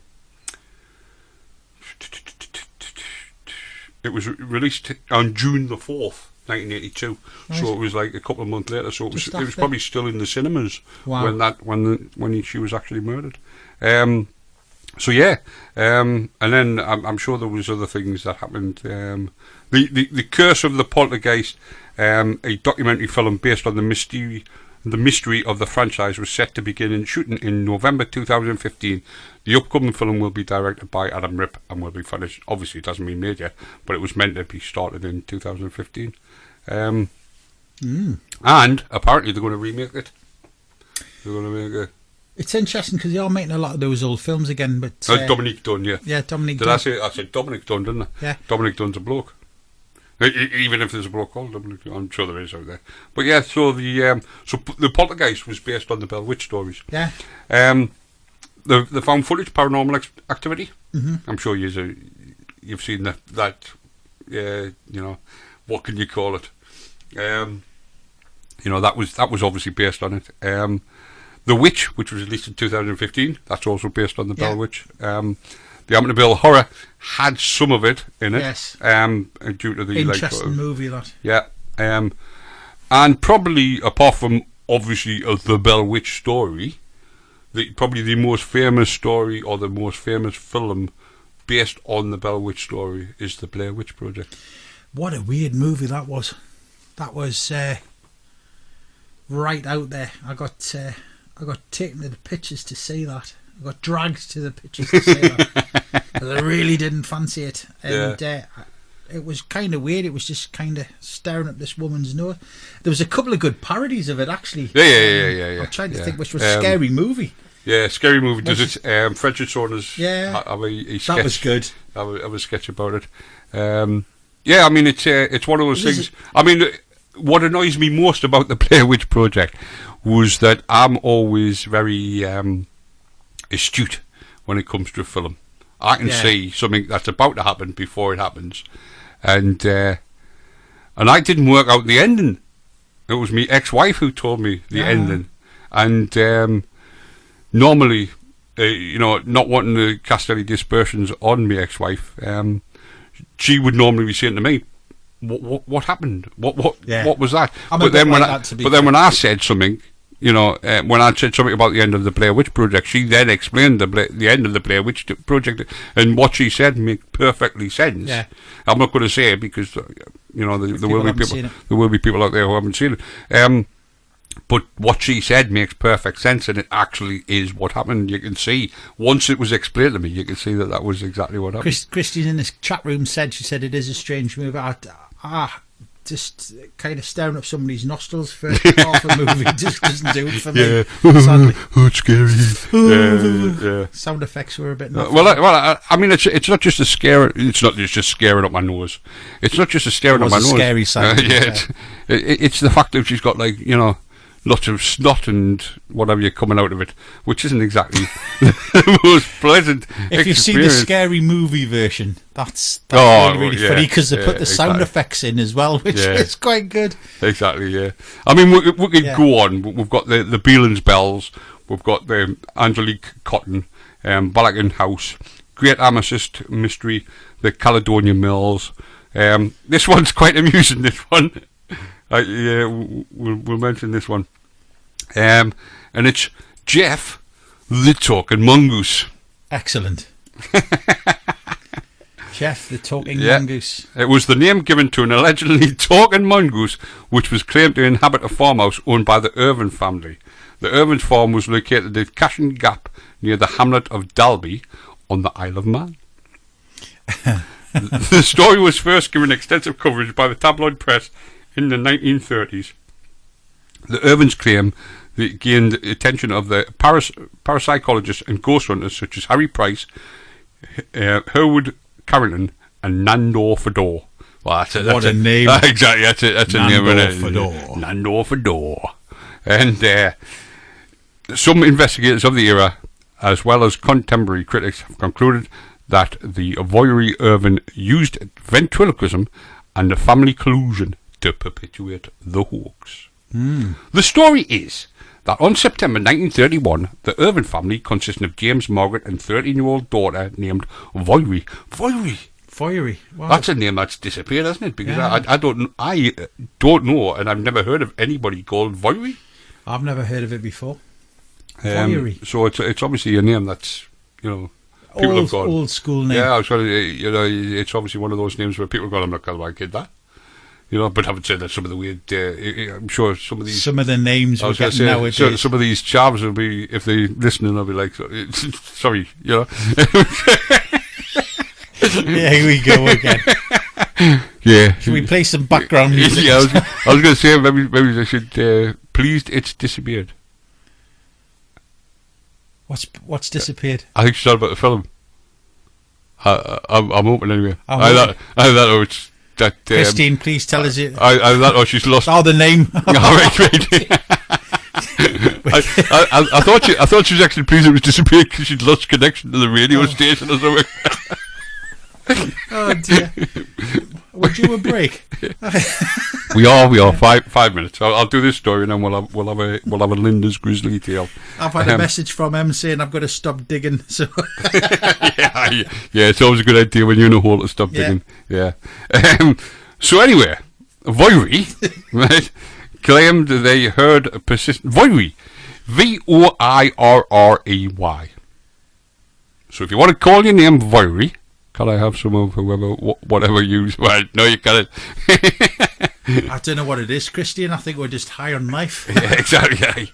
Claimed they heard persistent scratching, rustling and vocal noises behind their farmhouse's wooden wall panels that variously resembled a ferret, a dog or a baby. So they're saying they found a baby behind the wall and did nothing about it.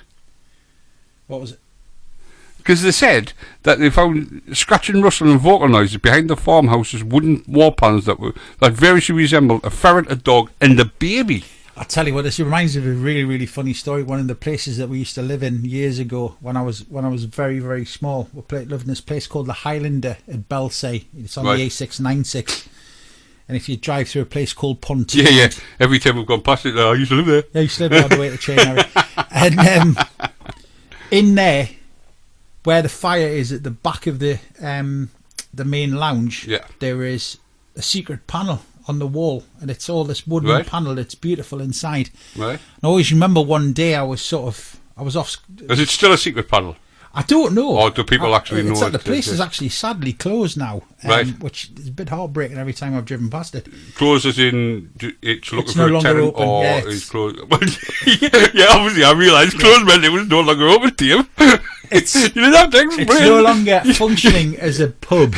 As well. You don't have to explain the English language to me. I don't know that way. Hey dear, I tell you, honestly, I think we're going to have to go out and have a walk. Anyway, one day my mum was down by the fire and I come down the back stairs. I'd obviously gone off and done one of me exploring places because I used to like to explore these old buildings we lived in, and I came through the wall through this panel on hinges, and I remember me mother, thankfully she didn't swear, bless her. I mean, you've all heard her, and we're going to be hearing it again very, very shortly, but came through the panel and she screamed, and I got a really big telling off that I'd scared her. But never mind, it was funnier in my head. Oh dear, Paddy. Well, I'll tell you what, we'll discuss Jeff when we come back, because I've totally lost it now. Hey dear. I'll tell you what we'll do, guys. So we'll have a story from Linda, and then we'll come back with Jeff the Talking Mongoose. It's getting to that stage. Alright guys, we'll give you this. Bamborough Castle. The magnificent and much photographed Bamborough Castle dominates the Northumbrian coastline for miles around. It is unquestionably one of the most imposing castles left standing in Great Britain, and it has been used in a number of films and television shows. It is widely believed that Bamborough Castle is the legendary Joyous Guard. Sir Thomas Malory wrote Morte d'Arthur in the 15th century, which places Sir Lancelot's castle here on the Northumbrian coast. Historical records prove that the site on which the castle stands was first occupied by the Celts, who called it Dangdura. However, some historians believe that the Romans were also here.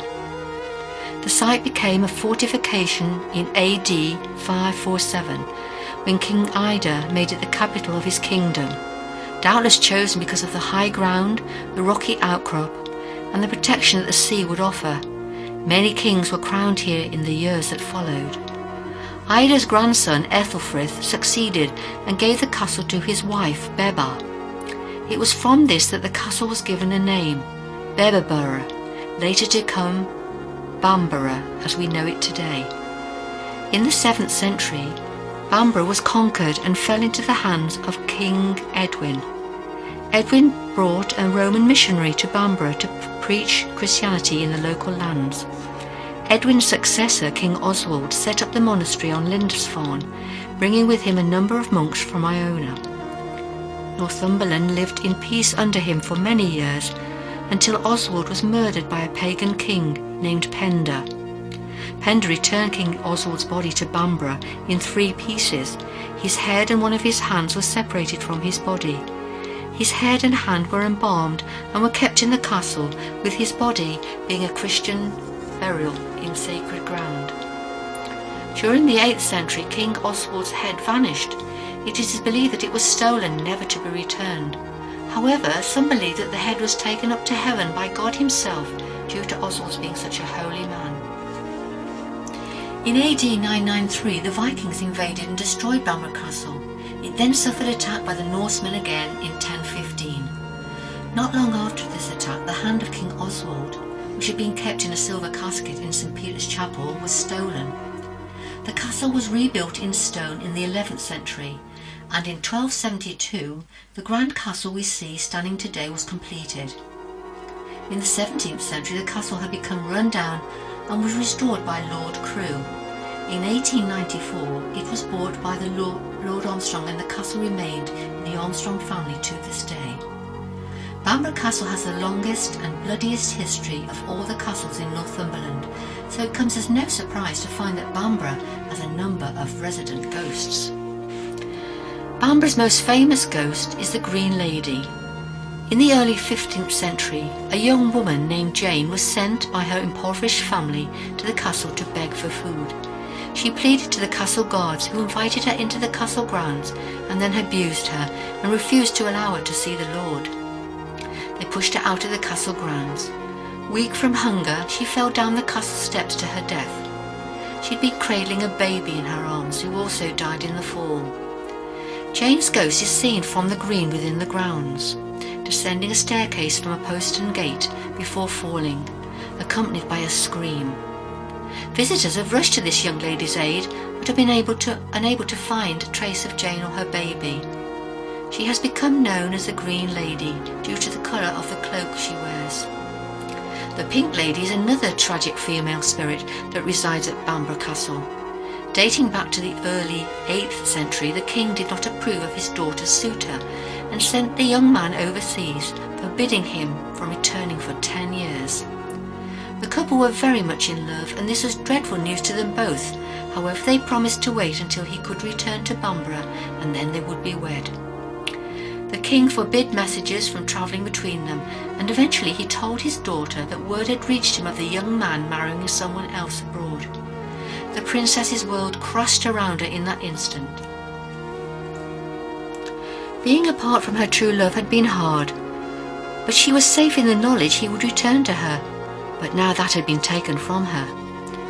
In the hope of taking her mind off the young man who had betrayed her, the king arranged for the castle seamstress to make his daughter a beautiful new dress in her favourite colour, pink. Upon its completion, her father presented it to her. She dressed herself and walked outside to the castle battlements, and without a second thought she threw herself over to her death below. Several years later, the young man returned, eager to see his beautiful princess. He was unmarried. The Pink Lady walks the older parts of the castle. She then walks down to the beach and looks out to sea, waiting for her love. The keep of the castle is said to be haunted by a fully armoured medieval knight. He has been seen walking the halls, accompanied by the clanking of his armour. The ghost of an Elizabethan naval gunner has been seen in the Armstrong Museum. A piano has been heard playing itself, and the ghosts of children have been heard and seen, running and playing in the corridors, often turning light switches on and off. There were 3 sightings in 2007 of a tall figure wearing a black cloak. On each occasion, a member of staff followed the person to ask where they were going and found no one. The figure was seen twice in the King's Hall and once in the Cross Hall porch. Recently, archaeologists discovered a burial site in the sand dunes below the castle, dating back 1500 years. This may go some way to explaining the unusual happenings on the sand dunes and beach that have been reported for many years. During the making of Roman Polanski's adaptation of Shakespeare's Macbeth in 1970, some extras were on the beach taking a break when they saw a dismembered hand crawling through the sand. They thought it was a special effect, but it quickly dawned on them that it was no such thing. There have also been dozens of reports of black shadows seen moving swiftly through the dunes. At Bamborough Lighthouse, a single female voice has been heard singing in a strange tongue. Some people dismiss it as the roar of the sea or the wind, but others who have heard it have been convinced that it is much more. Little is known of who this may be or what language is being sung, but it adds to the intrigue of a wonderfully mysterious, magnificent place.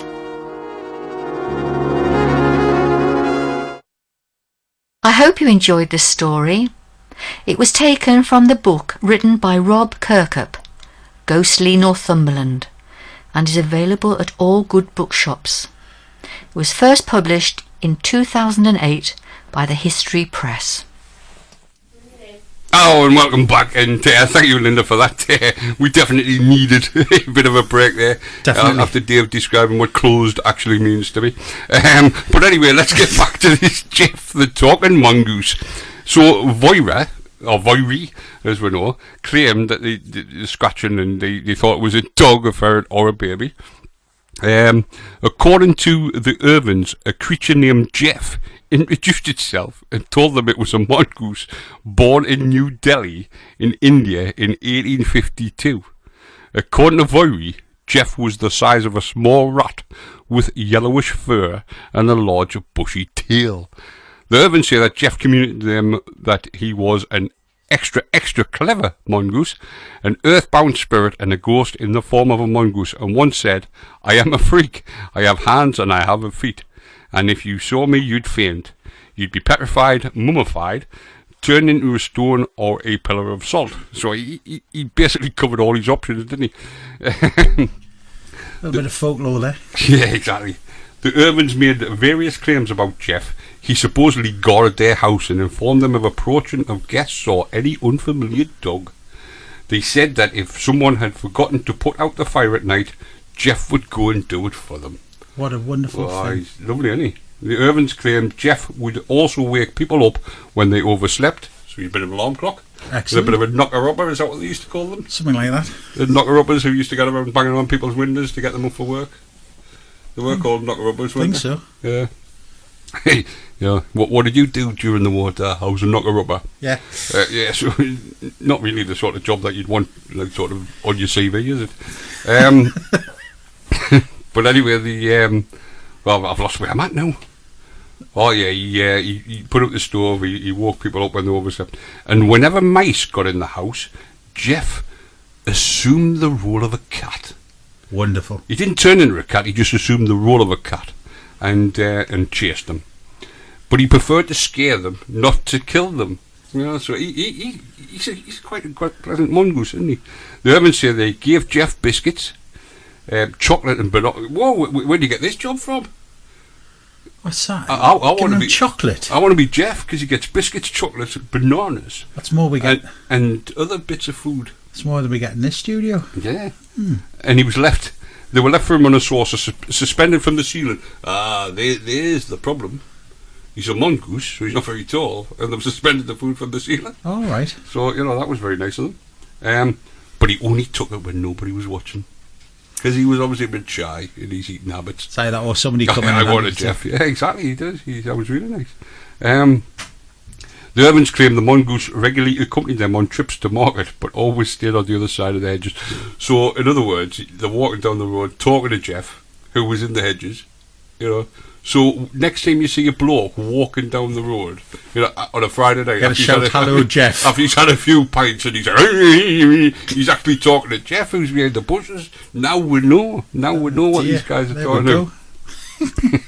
The story of Jeff became popular in tabloid press, and many journalists flocked to the Isle to try to catch a glimpse of the creature.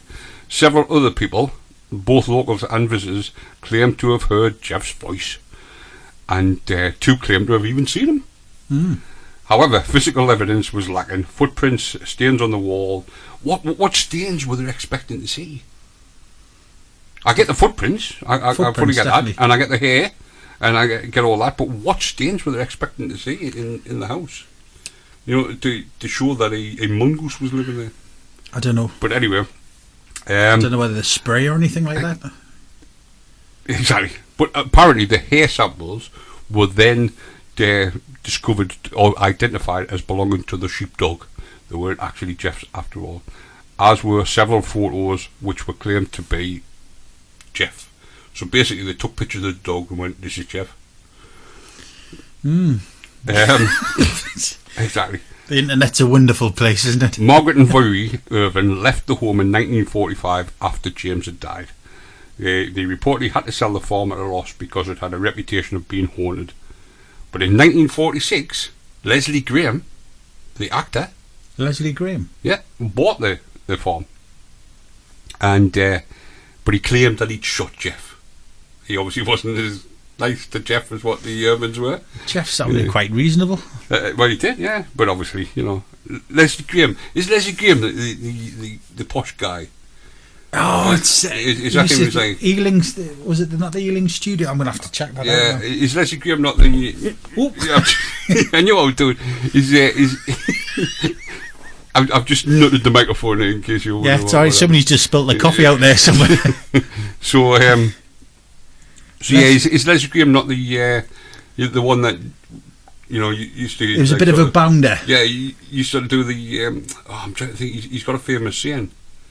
Oh, hello. Yeah, that's the one. Is that him? Let's have a look on and I'd say... Because he bought it and apparently killed Leslie Jeff. Graham, actor. No, that's definitely not him. No, it's not him. Oh, right. No, it's not the one. It's the guy who was in EastEnders. It's just brought up. Well, that's Leslie Grantham, man. Yeah, but I put Leslie Graham, actor, and for some reason Google's given us Leslie Grantham. Oh, right. Obviously, Google knows better. But anyway, Leslie Graham said he shot it. However, the body displayed by Graham was black and white and much larger. So he basically shot the Irvin's dog, hasn't he? That's horrible. And Valerie Irvin was certain that it was not Jeff.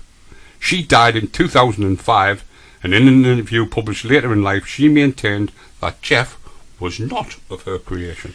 I'm just having a look there. Christian's put in the chat room. It could be a racing driver or a footballer. That's just come up on Google. I'll have a look. No, he's somebody Leslie, isn't he?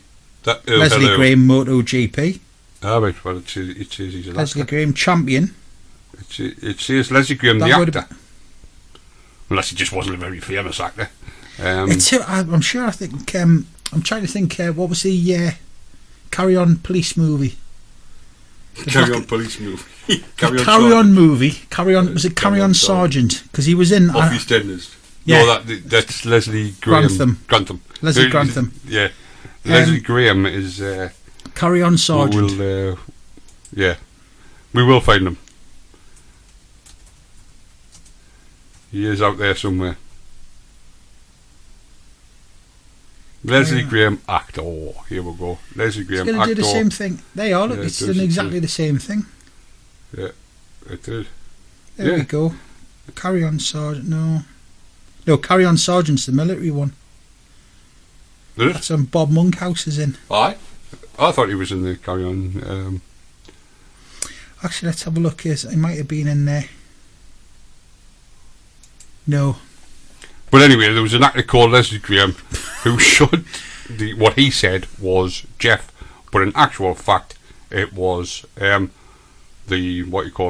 was, well, it said it's bigger and of a different colour. So I reckon he shot the dog by the sound of things. Critical reception. Although some psychic investigators thought that Jeff was a poltergeist or a ghost, skeptics, including residents of the Isle of Man, believed that the Irvin family had colluded to perpetrate a hoax that was originated by the daughter Valerie. Yeah, it's probably to take away any sort of what you call it, any... I'm trying to think of when you try and take something away from something else. To do with a name. I can't think of it anyway. Probably... So I'm...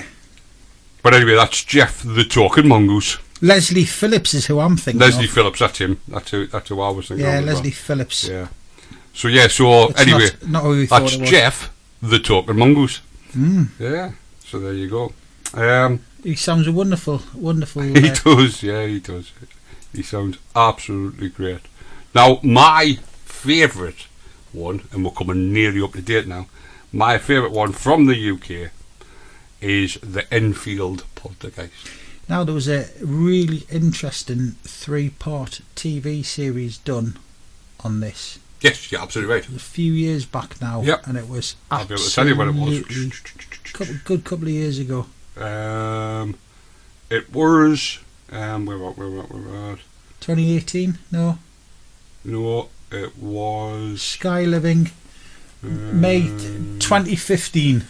2015. Yeah, Yes. Sky Living Enfield Horton, That was which fab. was broadcast between the 4th and 17th of May. I do believe if you're a Sky subscriber, you can still get that on Sky On Demand. So yeah, so the Enfield Poltergeist was a claim of supernatural activity. They don't just tell you where it is; they give you the address. 284 Green Street, a council house in Brimston, in Enfield, and it happened between 1977 and 1979, and it involved 2 sisters, aged 11 and 13. Because there's a famous photographs as well, isn't there? Because There is. I simply remember it's one of the paranormal groups. There is, but I don't have the I'm photo. in. But yeah, you're absolutely right. There is. And it looks as though she's actually levitating above the bed. Yep. And I can't remember the name of the guy who investigated it. The guy. Well, we'll come to him. Right. Go on, I'll let you do your stuff. Right. Some members of the Society of Psychical Research, such as inventor Maurice Gross and writer Guy Lyon Playfair, even believed the haunting to be genuine, while others, such as Anita Gregory and John Beloff, were unconvinced and found evidence that the girls had faked incidents for the benefits of journalists. Members of the Committee of Skeptical Inquiry, including stage magicians such as Milbold Christopher and Joe Nicol, criticised paranormal investigators for being credulous, whilst also identifying features of the case as being indicative of a hoax. So basically what they were saying was these people, Maurice Gross and Guy Lyon Playfair, were duped, and so the but here's the actual story. In August 1977, single parent Peggy Hodgson called police to her rented home in Enfield, claiming she had witnessed furniture moving and that 2 of her 4 children said that knocking sounds were heard on walls. The children were Margaret, aged 13, and Janet, aged 11.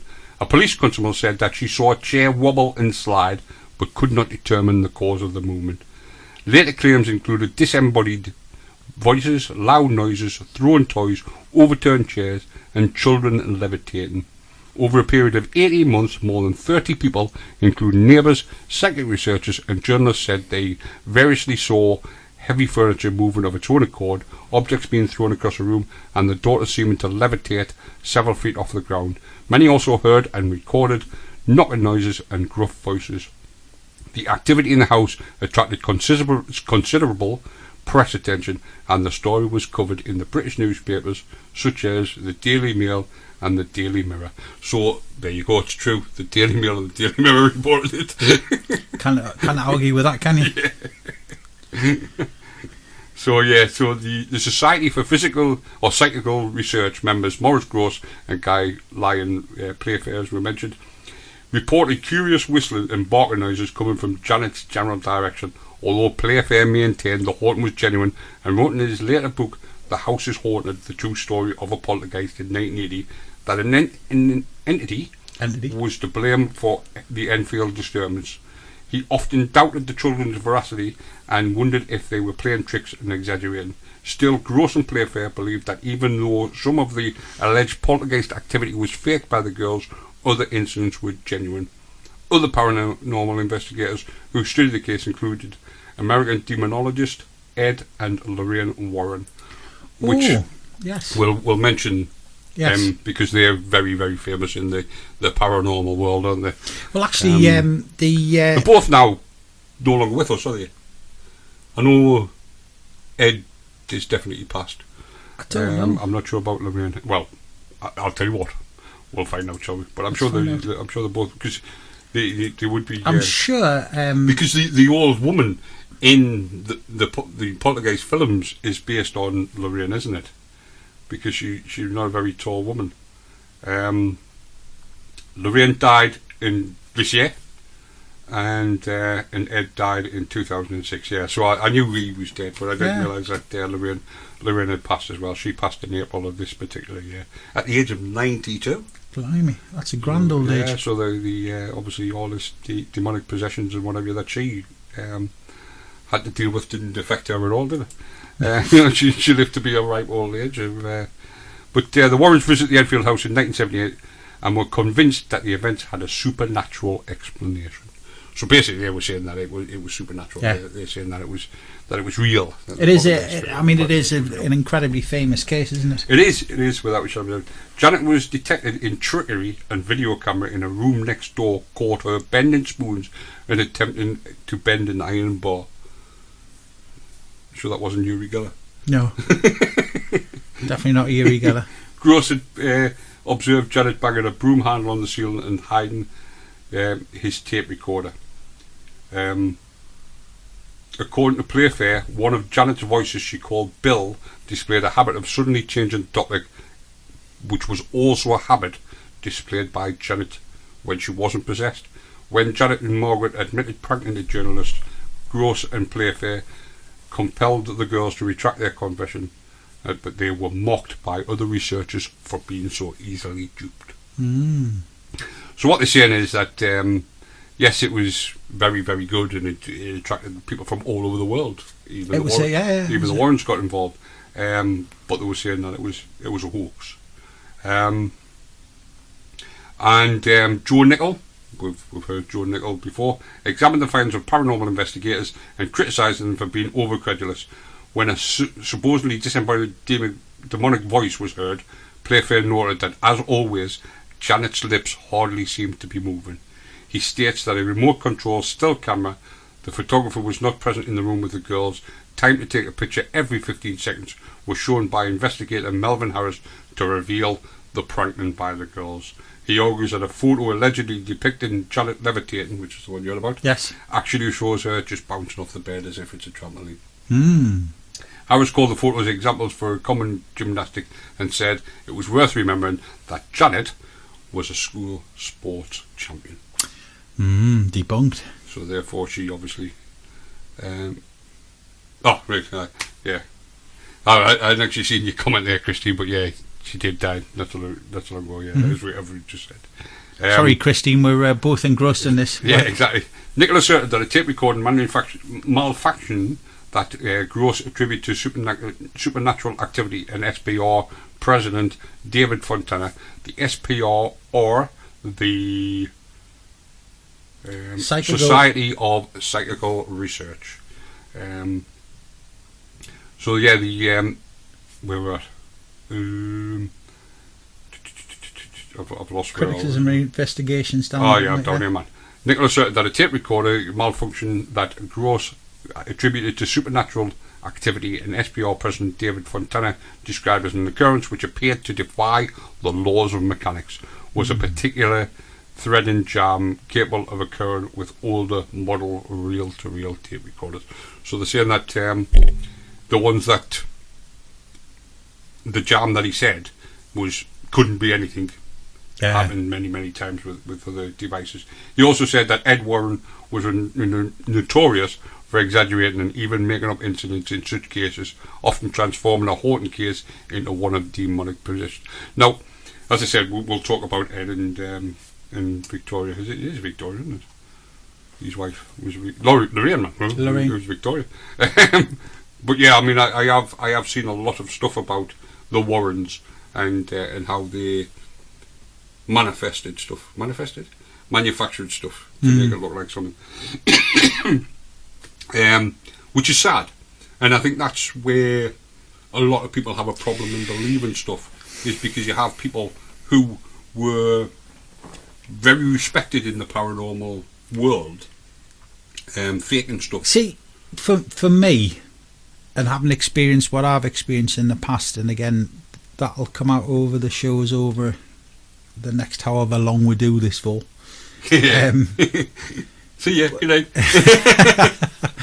But I mean, like I say, I've witnessed things I cannot explain. I couldn't put it into words, some of the things that I've witnessed. And the thing that really upsets me is you get people who fake it. And usually you've got to ask yourself, why are you faking it? So is it to do with monetary values? I think a lot of times it is, isn't it? Yeah, it's kind of... I think a lot of people do, because they make, and we'll go on about the Enfield story in a moment. But I think a lot of it is, you get people involved like the Warrens, like the Nickel and what have you, who are obviously, you know, renowned in their particular fields, and once they get involved, then the news get involved, the papers get involved, you know, Hollywood gets involved. I think, see, that's the thing, is I think sort of like reputation wise, if you know, and you see some of these, like even some of the paranormal shows on TV, I'm not going to mention names of shows and stuff. Yeah. But if you think about it, where they've been accused of faking stuff, things of, you know, you hear stories and things, and I don't think it's right. You know, people, like they say, they'll have like a spiritualist medium on. Yeah. Well, they'll have a medium on rather. Yeah. And the medium then starts doing stuff, and it's kind of, there's a bit of research going on and things like that. Yeah. And again, I'm not, you know, mention any particular No. show or anything like that at all. Just mention the genre, and it kind of discredits it, and that upsets me, because well, it's, you've got, I mean, we mentioned him earlier on. You've got James Randi, who has a check, and I mean, you know, it's not about like sort of discrediting anybody, because it's a well-known fact. James Randi has this check. Is it $1 million or $10 million or something? But he has this check wrote out just for, and it just needs to have the name of the person who can prove the paranormal, something paranormal has happened. But you see, the thing is you think about it, TV program. All right, so we go out, you do a TV yes, program. It most certainly does, Christy. You're saying it gives the genuine a bad name. Yeah, absolutely right. And you go out, and it's kind of, you know, you hear these stories and things, and you see certain TV programs, and they'll say, oh, this is this, and it's kind of clearly not. It's clearly not. They're trying to sort of make you think, and I think that's where this culture has come from in social media, where it's like, oh, look, you know, this is you know, the incident the other week, last week. This is the devil demon itself going across. It's not. It's a cat. You can see it. Exactly. Do you know what I mean? And then you say something against that, saying it's a cat, and the next thing is it's like, you know. And that's exactly what I was on about last week, about the 4 different type of people. You've got people who will instantly go, "This is paranormal." No matter what you say, this is paranormal. I don't care what explanation you give me, because the first thing that people always do, as I mentioned, I'm not somebody who'll call anybody a liar. I've never ever said that. Well, not to do with the paranormal. I've called many people liars, but not to do with the paranormal. But if somebody tells me a story, I can maybe give an alternative to what that story is. But the thing is you're asking the questions. Yeah, and you're questioning that at all. Now we see the same things. But the question that I ask, or when I say to somebody such and such, then they tend to change the goalpost and change the story, rather than just going, I get what you're saying, but in my belief it was, which is fair enough. I get that, if that's what you want to believe. But instead they go, no, it can't be that because of, you know, it can't be a cat because I have a dog. Yeah, you know, I mean, I actually have a dog and a cat, so that story is irrelevant. But you know, it's that sort of thing. But it's that factor with TV shows and stuff, where it's like it's the entertainment value. Now, let's face it. Well, it is. If you go on an investigation, and I mean, I'll go back to one of the investigations that I went on many years ago. We did a place just outside of Alnwick called Ellingham Castle. And there was a sort of a large group of us out there, and we had some really interesting phenomena that we were taking photographs and stuff, and there was things seen, things out of corners of eyes, people reporting that there was actually things going on. And then there was a bit of an incident where we had there's a river that runs round the edge of the castle at the foot, and it's kind of in a valley at the bottom of the valley. Right. and you could actually hear the water running, and all of a sudden the water stopped running, and then there was this almighty scream, and the scream came from where the lake was, Right. where the river was. Was it somebody just falling in? Well, me, sort of being me, I was kind of fighting my way through everybody else who was running in the opposite direction to go across and think, hold on a minute, have we got everybody accounted for? Is everybody here? Right. You know, and you're doing a head count. Not to go, has she left that bag? Nothing like that. And, you know, baby's in a bit of first aid. But no, he actually went in and he had a look, and it was kind of, there was nothing there. But I was very, very aware of the noise had stopped. There was no noise at all. Right. So they couldn't hear the river. There was nothing. It was like you could hear a pin drop, literally. Yeah. Like a deathly silence. Yeah, literally. Yeah. And then all of a sudden, it was like... Everything came back. Yeah, it was as somebody So put some hands over it was as your if ears. you were in a vacuum. Yeah. And then the vacuum returned. And then it came back, and obviously everybody was by this time, because there's a lovely little old church next to the old... It's like an old fortified road. Yeah, It's all of yeah. action I in think the I've border actually roads. been to the church. I haven't been to the castle, but I think I've been to the church. It's if you ever get the chance, if you're ever in Northumberland and you get the chance, it's Ellingham, get yourself it. It's a lovely place to visit. But it is, honestly, one of the spookiest places that I've actually been to on a night time. And I said to the guys, I said, you know, if you see me running, Yeah. I says, that's the time to run. I says, because... Yeah, if you see me running, don't stand there laughing. Yeah, don't... Well, there's that factor, is it? The thing was, at the time I was on crutches, so I couldn't have gone anywhere fast anyway. Well, I don't know. If I was on crutches and something demonic came after me, I'd pretty much be able to run. But it was a very incredibly scary event, but there was nothing there. We checked with torches, we did a head count, everybody was there. The scream that we heard, the noises and stuff like that, nobody could explain the fact that we couldn't hear anything, and it was just one of those things, you know. And but the majority of the places you've been to when we've done investigations, you've stood there all night. It's been a bit cold. Yeah, but as you say, you know, the likes of you know, that TV show that got rid of their psychic investigator. Yes, we're not mentioning because he was unexplainable, Christine. Yeah, he was proved to be a hoax, which is quite ironic considering the program itself. It's is damaging a hoax. The one thing you've got, but there's still, even though he was proven to be a hoax, he still has thousands upon thousands of followers. But the thing, if you check his Facebook page, he has hundreds of thousands of followers. I think out of morbid curiosity. Sorry, but... Yeah. Well, I mean, having said that, he was famous before he was a parapsychologist, wasn't he? He was famous in another field. I'll not name the field because then people obviously... I mean, I'm sure people have already worked out who we're talking about anyway. But he was famous in another field before he went into parapsychology. So he probably had he's still probably got a lot of followers from his other profession. But you see, like I say, it's like anything else. The one lesson I learned very, very, very young is the only thing you've actually... Christy says, yeah. So obviously she does know who we're talking about. Your reputation's everything. Yeah. You are your reputation. Well, I mean, I've looked at some of his stuff on Facebook, not because I believe him or anything, because as I've said many, many times, I don't. And you've got people going, oh, you know, thank you very much for that, naming his name, you know, and this, and then you've got other people who are going, hey, you're nothing but a fraud, you know. Well, I went to one of his demonstrations. Right. It's Newcastle City Hall. Yeah. And anybody with the ability to get up on stage could have done what he did that night, and I'm sorry, there was nothing spectacular there at all. And yet there was people saying that they'd been to his stage shows and they're looking forward to other stage shows and whatever. Which is fine. I mean, if that's your bag, if that's what you enjoy, if it's for use for entertainment purposes. Theatre is great, isn't it? I mean, we obviously touched on musicals earlier on. Now, I love musicals. Yeah. Now, I go to a musical and I watch, you know, West Side Story is my favourite musical of all time. But I don't watch West Side Story and think that I'm one of the Jets or the Sharks when I come out. You know, I get lost in the moment.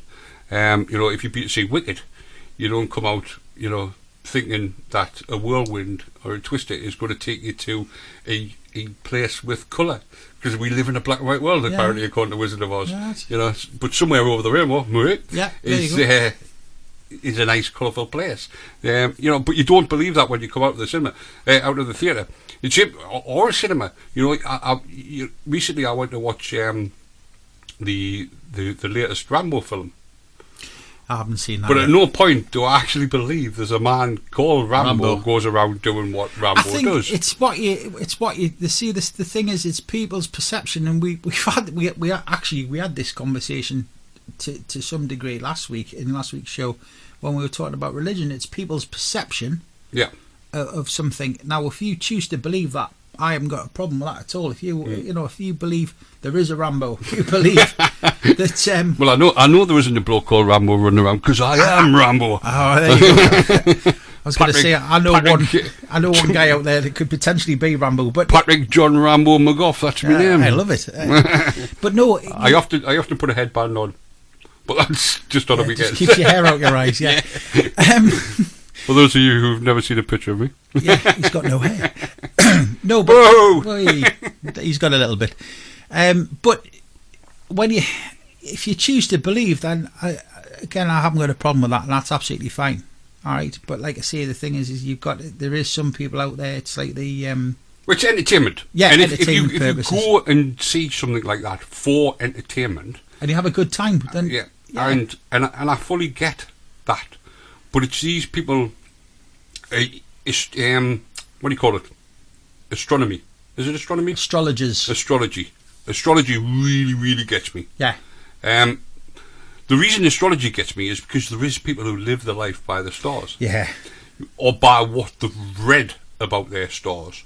Now, I've always said, if astrology was real, then the Sun, the Mirror, the Star, Daily Mail, the Independent, the Times. I thought you were going with the planets there. Yeah, exactly. The Times, and every other it's a bit of newspaper. Fun. Yeah, but every other newspaper, they would write exactly the same thing. Yeah. You know, you are going to win the lottery this week. Well, I mean, if you, I wish. It's 169 million tomorrow night. Yeah, but when you think about how many people share your star sign, exactly, and you're going to win the lottery, how much do you think you're going to get? Chances about 10 pence. Yes, if that. You get another free go or something like that. Yeah, exactly. But no, I think it's one of those situations. You see, again, with going back to the mediumship thing. You know, you have your clairvoyants, you have your people who will give these messages out and stuff like that, and then you have your mediums. Now, to me, the difference between a clairvoyant is clairvoyant will deliver a message. Yeah. All right. And a medium will deliver a message, but it's done with love. Right. Is probably the best way to describe it. Right. And it's genuinely meant to help someone. But again, you can take. I've seen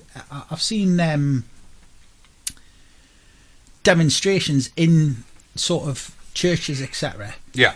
In spiritualist churches, and sometimes you sat there and it's been absolutely naff.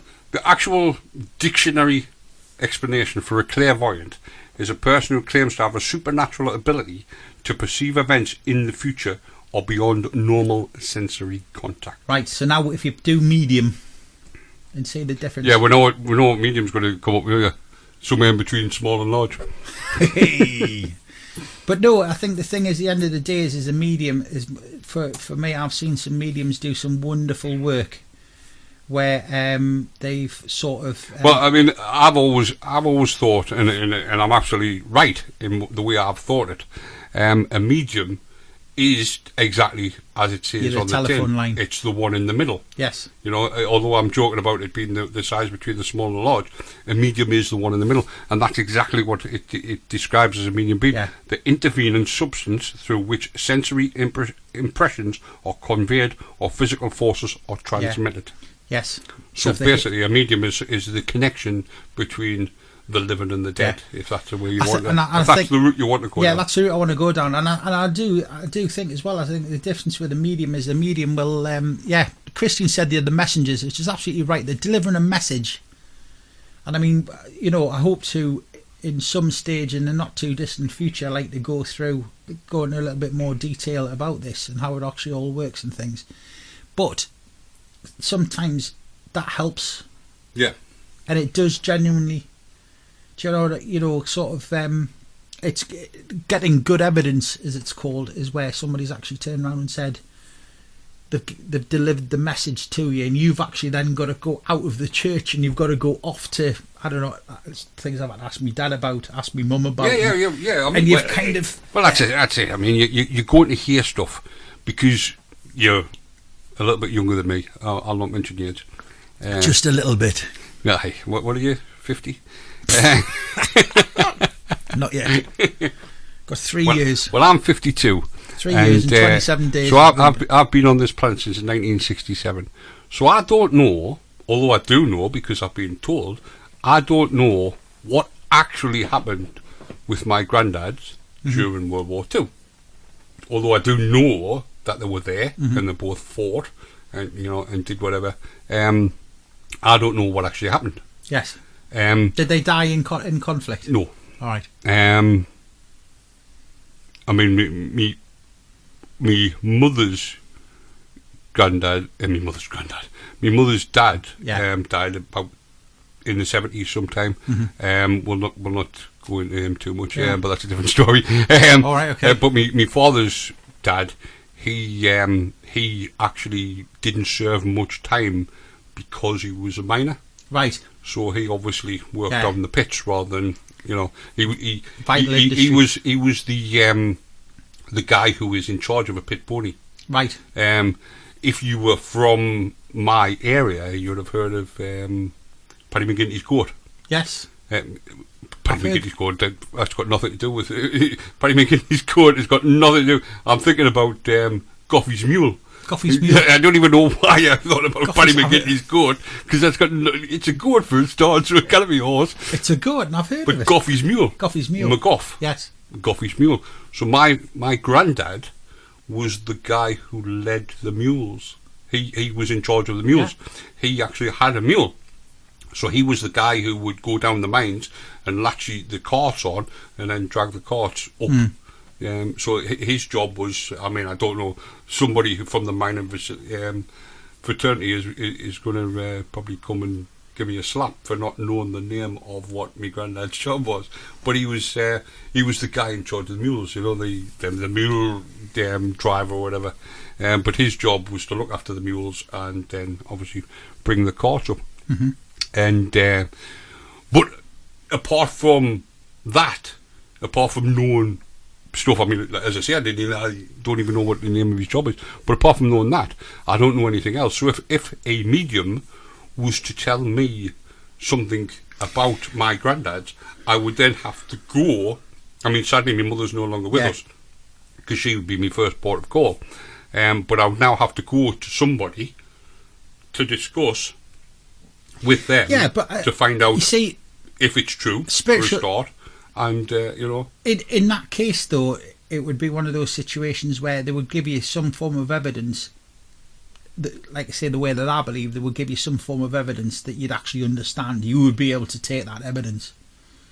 What, so you're saying they would tell me something that I would know? They would tell you something you would know. They would probably give you something as well that you potentially something that dig for. That's what I'm saying, something that you would have to then... But it wouldn't be something like we challenge you to this unexplainable quest that you're never going to find out. Exactly. Go and find the eye of the tiger. Yeah, it doesn't quite work like that. What it'll be is it'll be something. Now, obviously, in my situation, I am lucky enough to have both my parents still with us. Yeah. But I had to go and physically ask the question. Yeah. Well, that's what I'm saying. Yeah, that's what I'm saying. They'll tell you stuff, and you could have went to your mother and your father, and they both could have went no. Yeah, well, if they had it, exactly. There's nothing lost, is there? Well, exactly. This is what I'm saying. Something only you would know. Maybe. Yeah, it is. Exactly. I mean, again, I've known Christian's in the chat room. For those of you that don't know, or you've just tuned in, I've got Christine in the chat room there, and I've known Christine for some time. She's our paranormal investigator. Yes, and hopefully, fingers crossed, she'll be coming in very, very shortly. And we'll get you in here as well. And wait till you see the size of the room, Christine. Yeah, it's amazing. But no, we'll. You thought Philip Schofield's broom cupboard was small. Yeah, it's David's cupboard. Dave. No, but I've lost my track there now. But no, they give you a message that you'd actually understand. They give you something that you can actually take away. It might be something you have to think about. It might be something where they give you such a subliminal message, and you're sitting there thinking, I can't take that. I can't take that. I can't understand that. Yeah. And then 3 days later, you might be sitting in the car, or you might be making yourself a cup of tea, or you might be sitting in the garden, or whatever it is you're doing, and all of a sudden it'll be like, bang. Yeah. Oh, I remember that. Yeah. I fully get exactly what you're saying. All it is good evidence. Yeah. It's a message that's sent. It's done with love. Yeah. There's none of this, you're going to win the lottery next week, well, give us the tickets. Well, Give us the numbers. But isn't that what people do, though, isn't it? Yeah, it is, of course it is. If I was to say I'm a clairvoyant, the first thing we'd say is, gives us 6 numbers. Yeah, is it 6? I don't even know. I haven't put the lottery on. But it's done. It's not meant. It's meant to comfort. It's meant to be a part of the healing. Everybody's supposed to have the ability to do it of some shape or form, either the communication or the healing side and of things. And it's very core. You're absolutely right. Yeah. But them going back to these charlatans. we have the charlatans who go, I'll tell you, put these numbers on. And they go away and they put them on. But then that person has an answer for why that didn't happen. A prime example, I mentioned him earlier on, and I'm not saying it in a derogative way because it's there if you want to check it out, the information. Uri Geller was brought on to the Jimmy Carson show, and they tried to trick him. And what basically happened was they took away his rodeos, or whatever you want to, rodeos? His, what do you call them, who bring the stuff? Roadies. Yeah, I knew it was something like that. His roadies brought his equipment. I was going to say there's a whole thing going through my head there.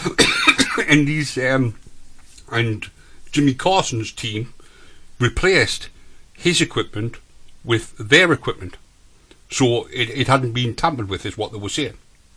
So basically, Uri Geller turns up to the show, which was all set up by James Randi. You're probably going to hear James Randi quite a lot mentioned over the shows. James Randi had set this up so that basically to embarrass Uri Geller. So Uri Geller goes on to the Carson show, can't perform for whatever reason. Is it that his equipment wasn't tampered with or whatever? But he couldn't perform. But, and this is what I'm going back to when I'm on about the making the money from it. He actually went back to his hotel room after the Carson show and basically said, "That's it, I'm finished. I've been totally embarrassed on TV. I'm done. I'm never going to perform again. I'm on the next flight to Tel Aviv, and that's it. You'll never hear from me again." See, the thing is, I heard of him.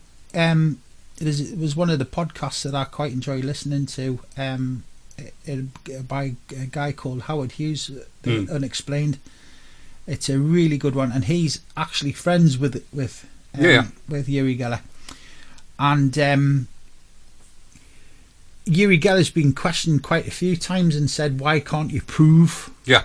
And he doesn't think he has to prove to anybody. But this is exactly what I'm saying. He has actually been tested. Right. And obviously he was tested on the Jimmy Carson show, and he went back to his hotel room and he's gone, "That's me, done, finished. I've been totally embarrassed in front of millions of people throughout the world," because obviously the Jimmy Carson show was massive, wasn't it? But he's gone back. But guess what happened the very next day? What happened the very next day? The world went crazy for Uri Geller. Yeah. It did the opposite to what James Randi and Jimmy Carson wanted to do. It didn't break him, it made him who he is. Here he is. And he became this megastar because what the paranormal people were saying, or what people were saying who believe in that sort of stuff, which is exactly how these clairvoyants and mediums make money out of these people. Mm-hmm. They were saying that if it was real, if you could bend a spoon, then you can bend a spoon. Well, you see, the thing was, at the end of the day, is I always remember when I was a kid. Sorry, if it was faked, you would be able to bend that. So if I give you a spoon and you know how to fake bending a spoon. Christine, you've beat us to it. Christine's just put on, well, he certainly can't fix watches. And I have this memory of me granddad. We don't want to be talking about Uri Geller for the rest of the night. I know it is, but my granddad, I remember we had this watch that was broken, and it was one summer we were down at me nan and granddad's down in Birmingham, my mum's mum and dad, and they had the Uri. I can't remember what show it was on. It might have been Russell Harty or one of those type of genre shows, you know. And my granddad went upstairs, come down, he had his little watch and the thing, and it sat on top of the old Hitachi TV box thing he had. It was great TV, that I loved it. And he sat there, and my granddad's reaction, my granddad was kind of like, it's going to work, it's going to fix this watch, didn't work. Yeah. And my granddad looked genuinely disappointed, and I always remember like looking at him going, is it not working, granddad? No, it isn't. It's Load of rubbish. Silly man. But that's the thing, and that brings me on to the rest of my point. What they said was, if it's fake, i.e. you fake bending a spoon, then you will always be able to fake bending a spoon. Mm-hmm.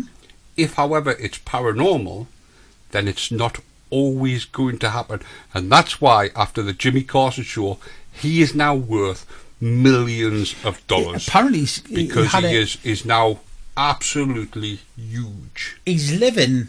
He has moved back out. To Tel Aviv, he's back out in Tel Aviv now. But apparently, his house was on the edge of the Thames. It was palatial. Because he makes millions of dollars, and the reason he makes millions of dollars is because people are there going, if it was faked, you'd be able to fake that 100% of the time. But it must be paranormal, because every time he gets tested, apart from once, he was tested and the test actually came back to say that he could do it. However, there's a twist to that. But what they said was, every time he's been tested or every time he's been put in that situation, he has either not performed, so therefore it must be the circumstances, so therefore it has to be paranormal. It can't be trickery, because if it was trickery, he'd be able to do it every time. The time he was tested, the two guys said yes, he was able to do it. Mm-hmm. It was true and what have you. However, the test was that he was in a different room to them. Right. They would hold up a picture and he had to draw what was on the picture. Right, because there's rumours that he worked for things like the CIA and stuff. There is, and it all boils down to this particular thing. These guys who he's supposed to be working with CIA agents, they have sat in one room and they've held up a picture. So they've held up a picture of a horse. He's in another room and he's drew a picture of the horse. And obviously they've gone, oh, he's drew a picture of a horse. It's a picture of a horse. Well done. However, on further investigation, the two rooms were connected. So, i.e., it was the room that was joined to his room by the adjoining wall. Right. So basically, I mean, obviously you the listeners can't see, but the wall that's directly in front of us, Dave, it was the room behind that. Yes. That was the room that he was in, and the guys with the photos were in this room. On further investigation, they found there was a hole in the wall. Marvellous. So the people that were in there, so I'm working with Uri, you're not, so you're there to make sure that the test I do is correct. I've drilled this hole for Uri to look through. I've put the pictures on the wall. Oh, that's right, sorry, they didn't hold them up, they pointed to the pictures on the wall. Mm-hmm. The wall that the pictures were on was directly opposite this wall. So, although he's been tested and proved to be right, now I'm not saying, because obviously I wasn't there, so I can't say that he looked through this hole and saw these pictures. We've got to explore all avenues and opportunities. But that's what they reckon, that he actually saw these photos, so when they pointed at these photos, he could actually, or these pictures, he could actually see it. Then when people went in to check the rooms, Oh, hold on a minute. We've got a message to you there. I think. She says, I think spirits, ghosts, paranormal entities, whatever you want to call them, don't perform to command. They will do something only if they want to. I think there's got to be. You're very, very right there, Christine. I think which is exactly what I'm saying, and this is what made Uri Geller so famous. It's not about the pantomime in the show. It's part of the thing. Is it like, say, if you're going to get a message from a loved one who's passed over, it's about having that message put through to you, and about the fact of having. You know, that information, which I think is really, I do think it's really, really important. I've just had a look there, Paddy. Your man who looks after the pit ponies underground, according to the Durham, taking us way back. Durham Mine Time, right? Minetime.org is called. Guess what? It's called a horsekeeper. Oh, similar to that. There you go. So I think you were Goffy's mule was kept by a horsekeeper. There you go. What a surprise! Yeah. So anyway, that's what made Uri Geller famous, was the fact that he failed. So it's a case of, you know, what's the adage? Making something good of a failure. I can't think of what the adage actually is. Make the best of a bad job. Well, exactly, and that's exactly what he did. He made the best of his bad job, because he failed on TV, but then obviously he succeeded in life. Because I mean, his wife's quite attractive as well. but his wife used to work with him, so technically his wife was in on it, right? So anyway, getting back to the Enfield Hortons, everybody's saying, the Enfield Hortons, what's them? Wow, that was a tangent and a half. I cannot remember that. In 2015, Deborah Hyde commented that there was no solid evidence for the Enfield poltergeist. The first thing to note is the occurrence didn't happen under controlled circumstances. People frequently say that what they expect to see, their senses being organised and shaped by their prior experiences and beliefs. Ray Allen, remember Ray Allen? With Lord Charles? Yes. He was even involved in this. Wow. And he said that when he visited the house, he concluded that Janet's male voices were simply vocal tricks. So basically what he was saying was that it was... and there's an actual explanation for this, because what they say was, or what the skeptics are saying, is that the alleged poltergeist voices were originated from Janet, that were produced by what is known as false vocal cords. False vocal cords is your vestibular fold. The vestibular fold is one of two thick folds of mucous membrane, each enclosing a narrow band of fibrous tissue. It's attached to the front of your thyroid cartilage, immediately below the attachment of the epiglottis. Wow. And apparently that's what ventriloquists Ventriloquist, that's easy for you to say. Yeah, exactly. But my lips were moving, that was a problem. The ventriloquists use as to throw their voice and what have you. The thing is, what they're saying and why they believe it was a hoax, he was supposed to be an old man. Yeah. But he seemed obsessed with periods. The menstrual cycle. All right. So they're just the question they ask is, why would an old man be interested in the menstrual cycle, whereas Janet was approaching her menstrual cycle? All right. So she was obviously, coming to the point where her menstrual cycle would be starting. So she was obviously very curious about the menstrual cycle, and so was Old Bill. So this is why they're saying that it was her, because why would he be interested? Yes. There is sort of many avenues you could go down on that one, but I don't think it's suitable for radio. But in an interview with the Daily Mail, the adult Janet, so this is like obviously the little one, admitted that she and her sister had faked 2% of the phenomenon. This prompted Nicholl to comment in another publication, the evidence suggests that this figure is closer to 100%.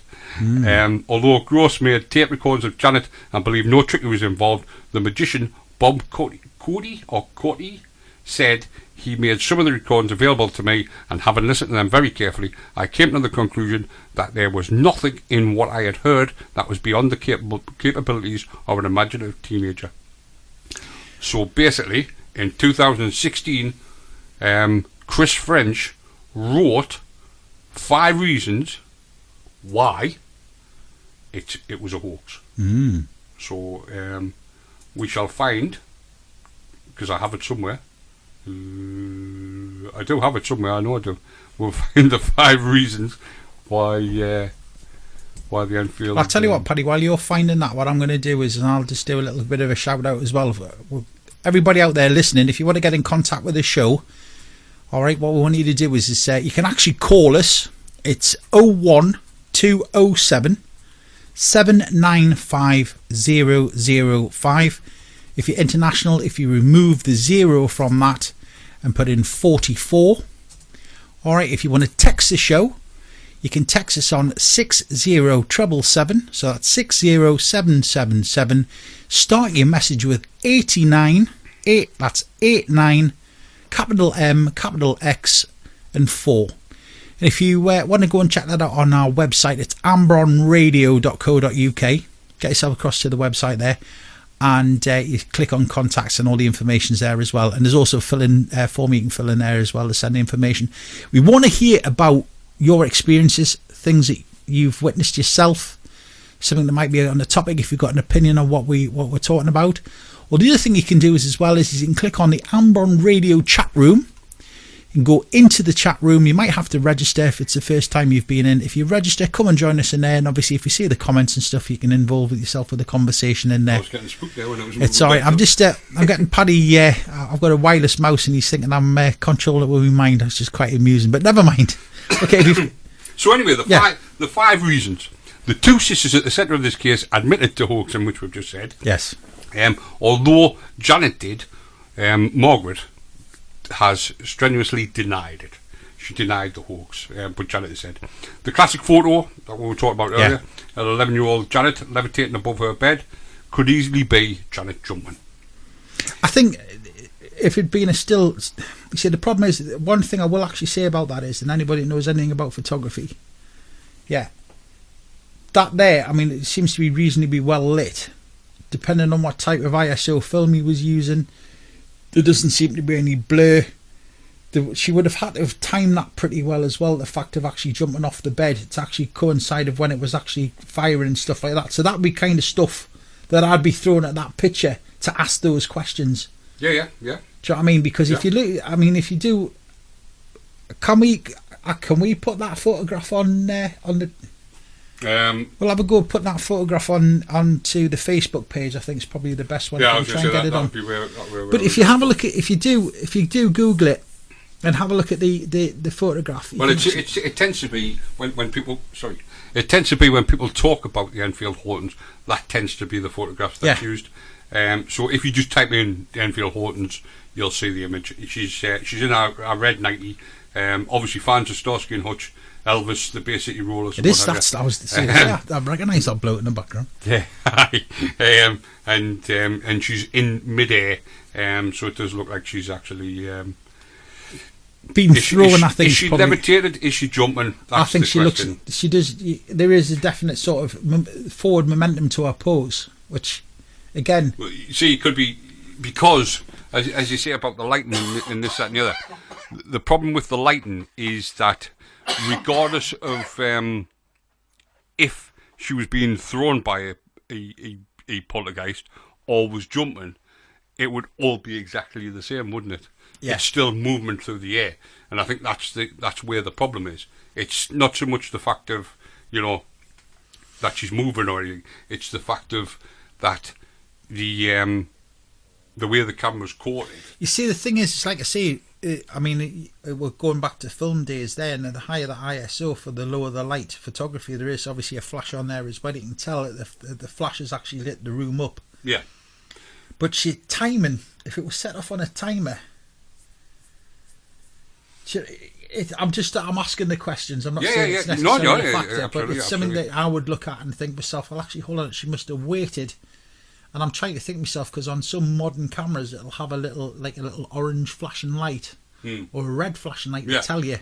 Yeah. So as that light flashes quicker and quicker and quicker and quicker, it's about to take the photograph, and the flash is about to pop just to let you know that everybody. Yeah. But on an old SLR camera, which I'm presuming, because he said he was a professional photographer, so I'm assuming the equipment he was using, that sort of facility didn't actually exist. Could it not be that she's lay in bed because it said it's to take photographs every so often. So yeah, has she not lay in bed? That's a and the camera's gone. She's counted until the next time the camera goes, and then to make sure she's counting until the next. You know, it's like the old film when you count the steps of a German soldier as they're walking along the prisoner of war camp, yes. or the way the searchlight goes, and then once you know how long it is and whatever.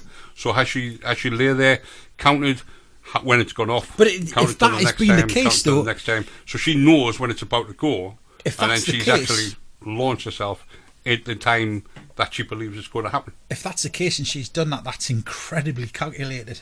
Yeah, but that's exactly what you would do. She would count, because if you have a look at the photo, she's actually mid-air. So has she not miscalculated? Well, no, because because did she not want the launching? No, because you see the position that she's in there. It looks as though she's midway between the two beds. Yeah. But if you actually think about it, if that photograph had been any earlier, you would have been able to tell easily if she was projecting herself. So, i.e., she's bent down, she's crouched down to a crouch position, getting ready to jump. Yeah. And then she's jumped. Right. So in my head, I'm looking at that photograph and I'm thinking to myself, right, okay then. So she's jumped. Yeah. All right. She's kind of got that little bit sort of further forward, and she looks sort of, it's kind of, she's not leaning back or she's not leaning forward. I mean, in the photograph, she is leaning slightly forward. Yeah. But you know what I mean? Her legs in the position that they're in as if she's about to land. I was going to say she's actually coming down. Yeah. Because if you look at her 90, it's sort of ridden up. Yes. So she's obviously on her way down. So it's the end of the jump. The timing for me for that is perfect. If you were going to take a photograph of somebody, like a sports photograph of somebody jumping, your timing to get that photograph just as a photographer without being the subject is an incredibly hard task. Well, it depends on what they were trying to achieve. Exactly. If they were trying to achieve her mid-flight. Christian's agreeing with us. She would have to have been spot on. She would have. It's the position of her body. She's not the way her legs are. No, she's just in the air. Yeah. She's on her way down. Yeah. From being in the air. But I'm saying the position of her body. So all that's happened there is it's a picture of somebody in the air. Yes. And that's why we're having this discussion now, because it doesn't prove anything. No, but I'm questioning it as how I would question that photograph. Yeah. And I'm questioning it as how I would question that photograph. And I question that photograph as in it's a young girl who's performing a hoax. Because remember, we've discussed that this young girl has grown up and said that it was all a hoax. Mm-hmm. So this young girl has admitted it to have been a hoax. Yeah. Her sister hasn't, but this young girl who's actually in this photograph jumping has said that it is a hoax. So she's actually saying that she hoaxed the thing. This is interesting. So, we're looking at a young girl who's done a hoax. So, yeah, I mean, that we got all that photograph. And then obviously we've mentioned about the spirit of the old man who was obsessed with periods or the menstrual cycle. And obviously Janet was fast approaching her menstrual cycle. Eyewitnesses are notorious unreliable. This is another one. Eyewitnesses are notoriously unreliable. Witnesses in the Enfield poltergeist case include a policewoman who swore she saw a chair move across the room. There's a particular TV program, again I'm not going to name it, where there's footage of one of the investigators who moves a chair, and you can see his arm move at the same time, and he kind of doesn't realise he's actually on night vision camera. Well, if we go back to Anne Robinson, the maid, who made things move, it can happen, but then people see it, and they go, "Ooh, that's paranormal," because they've seen it, and that's what they're saying. Clearly, this wasn't. They've done a research, and they've done research of the reliability of eyewitnesses, shall we say, and they've been able to show that the power of suggestion can make people see something. A prime example was a conjurer would bend a key, you know, like a Yale lock key. Yes. He'd bend the key and he'd put it down, and he would be nowhere near it. But he would state that that key is still bending. 40%, when they tested it, 40% of the audience who were watching it. So, I mean, I don't know how many were there. I don't know if there was 10 people, so it meant like 4 or whatever. I always find this really interesting. 40% of the audience watching actually believed that that key was still bending. You see, I've seen there's one you can do where you're wiggling it round in your hand and it looks as though you're bending. No, this actually, he'd bent the key and put it down. There was nobody anywhere near it. It was on a bench, yeah, this key. But he'd told the people who were watching, however many that was, that this key was still bending using the power of his mind. He wasn't. But he was saying that he was, and 40% of the people that were watching this particular experiment said that they saw the key still bending. Yeah, I think. I mean, we're going to go back to Yuri Geller again. Well, ironically enough, he's mentioned he's mentioned as one of the people who, you know. I mean, the thing is, at the end of the day, is like spoon bending, things like that. I mean, you know, I've known people sort of who've, you know, the magicians and stuff like that. I've seen quite a few of them sort of working in the hospitality trade and stuff like that as well, working in entertainment as well. You see, like magicians and stuff, and it's all that close sleight of hand. It's all deception, trickery. Yeah. Well, deception's a bit of a strong word, but deceiving the eyes, I think, is probably a better way to describe it. But it's kind of the power of suggestion. Yeah, well, that's what they're saying. 40% of an audience, on average 40% of this particular audience did, but they've done other experiments, and it works out roundabout. Yeah. So on average, 40% of the people that you do something in front of and then tell them will believe that what you've told them is true and really happening. Interesting. So this guy had bent his key, stuck it on the table, didn't do anything with it because he'd already done it. But then he said that the key was still bending, and 40% of that audience said that it was still bending. Yeah. And that's what they're saying, an average of 40. But conjurers have known this for hundreds of years, which is the reason why you can saw a woman in half. You know, you can guillotine your best. I was always very worried about that as a child, watching them saw. Well, I always, you know, I mean. The way my mind works, I always wanted, you know, the sort to go through, and then there'd be the blood to shoot, the big splatter of blood, the bogies and people vomiting and all that. Yeah, that's the sort of thing. But apparently, conjurers have known this for centuries, and it's just psychologists that have come late to the party, shall we say? Awesome. And it wouldn't be the first case of a schoolgirl prank that had got out of hand. Yeah. So that's the fifth reason why, because it wouldn't be the first time. And as we've mentioned, Janet has actually said that it was a hoax, whereas her sister, well, I'm seeing her sister still. I don't know if her sister is still around, but her sister has said no. Is the house still there? The house is still there. I don't know if they still live there, but the house is still there. I was going to say, because if any, I've got to be honest with you, the fact if you actually lived in that house, I would imagine it'd be quite interesting. Well, I mean, everything stopped. Some random people knock on the door and say they're transacting to an investigation. Everything stopped in 1979. Right. However, can everybody remember the mockumentary Ghost Watch? Oh, no. With Michael Aspel, Sarah Green, and her husband, Mike Smith. Mike Smith, yes. Yeah, well, that is based on the Enfield hauntings. That story, the whole thing, is the Enfield hauntings. You know, how the demons are in the house, and Sarah Green goes to investigate, and Michael Aspel is sitting in the studio, or whatever. That is based on. I mean, that actual program was so disturbing that it's not allowed to be shown on TV ever again. It's banned. I love from stuff TV. like that.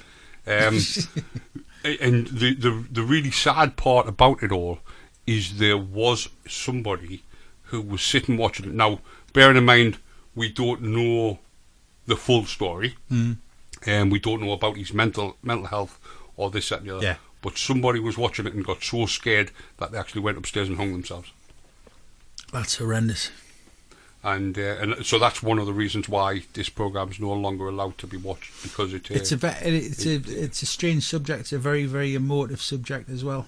I think. Do you know what I mean? People being sort of, scared and things, and I don't know. It's absolutely. Yeah, I mean, the thing is, I mean, this person obviously has been so traumatised by the event that he's took his own life. I'm just having a look at the Ghostwatch. Yeah, it was Michael Parkinson, not Michael Aswell. Sorry to the two Michaels. You're not forgetting yours most mixed up, but it was Michael Parkinson, Mike Smith. Could you imagine, and though? Sarah Green. Could you imagine the reaction of that? I mean, the fact is, at the end of the day, we're sitting here, we're hopefully entertaining people, and if we were kind of had that effect on somebody's life, that's going to scar you, isn't it? Well, that's the thing. I mean, at the end of the day, that's what it's all about. It's all about entertainment. I mean, we obviously could have disagreement because we are, as I've mentioned, poles apart. I'm an unbeliever, you're a believer. So we're going to have disagreements. But it's all entertainment. And I'm just having a look. Obviously it says about the thing and controversy. Although Ghostwatch was aired under the Screen One drama banner, so in other words, it was advertised as a drama. Its documentary style led many viewers to believe the events were real, causing much controversy after the show's airing. The BBC was besieged by phone calls from irate and frightened viewers, and British tabloids and other newspapers criticised the BBC the next day for disturbing nature of some scenes, such as Green's final scene where she is locked in an understairs cupboard with the howling ghost, and Parkinson's eerie possession scene. I did actually watch that, and I actually enjoyed it. The reaction to the programme led the BBC to place a decade. Oh, sorry, it's actually on DVD now. Is it? It was released in 2002 on DVD. So yeah, it's actually out there on DVD. Wow. The reaction to the programme led the BBC to place a decade-long ban on the programme, being repeated after its initial broadcast. The British Film Institute released it on VHS and then eventually on DVD in 2002. Somebody's bound to have that on YouTube. Simons in Silveria published a report in the British Medical Journal in February 1994 describing 2 cases of Ghostwatch-induced post-traumatic stress disorder in children, both 10-year-old boys. They stated that these... What were the parents allowing 10-year-old boys to be watching something like that? Sometimes you've got to think, yeah, it's obviously a horrible thing that these kids suffered. It says... They stated that these were the first reported cases of PTSD caused by a television programme. Responses to the articles described a further 4 cases in children aged between 11 and 14, as well as 1 case in an 8-year-old that stemmed from watching the pre-Watershed Hospital soap Casualty. What's Casualty got to do with it? Oh, damn. The response also noticed that the potential for similar reactions in elderly people. However, the conclusion of the article states the rapid resolution of children's symptoms suggests that children suffered a brief anxiety reaction to the television programme, although they may have exhibited some of the features of post-traumatic stress disorder. This diagnosis in their case is wrong. It's amazing that, I mean, the fact that it just shows you the power of television and the power of media. To some of the things can actually, the way it actually affects your life, it's quite scary when you look at it. But never mind. Yeah, definitely. Yeah. And so that's one of the things to come out of the Enfield hauntings was the programme Ghostwatch. In March 2007, Channel 4 aired a documentary about the Enfield poltergeist entitled "Interview with a Poltergeist." That must have been interesting. The Enfield poltergeist has been featured in episodes of ITV series Strange But True and Extreme Ghost Stories. The Enfield poltergeist was the subject of the 2015 Sky Living television series, The Enfield Haunting, which is what you were on about earlier. In 2018, the BBC Radio 4 programme The Reunion revisited the case with interviews with the people who were involved, and that's when they obviously were saying it was a hoax and what have you. And probably the most famous thing that came out of the Enfield hauntings is The Conjuring 2. The Conjuring I've never 2, seen that. Well, The Conjuring 2 is based on the Enfield Hauntings, and it's based on Ed and Lorraine Warren's version of it. All right. So yeah. So that is that's the Enfield Hauntings. Diane's joined us in the chat room. Good evening, Diane. She's saying what program we were talking about. Oh, right, yeah.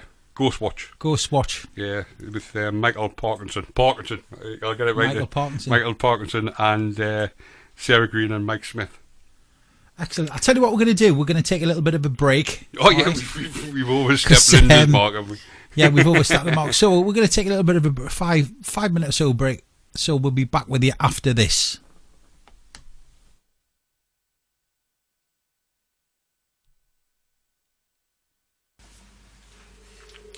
Berwick-upon-Tweed. The historic border town of Berwick-upon-Tweed is the most northerly town in England. Few towns have experienced such a turbulent past. Between 1018 and 1482, Berwick was besieged on more occasions than any other town in the world, with the exception of Jerusalem, changing hands between England and Scotland 13 times. Little is left standing today of Berwick Castle, one of the most important border castles during the Anglo-Scottish Wars. It was built in the 12th century and founded by King David I. It was a magnificent building protected by a high curtain wall and 9 defensive towers.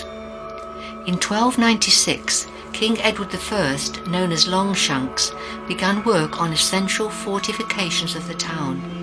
Edward II continued this and ordered work on a defensive town wall, of which large sections still stand today.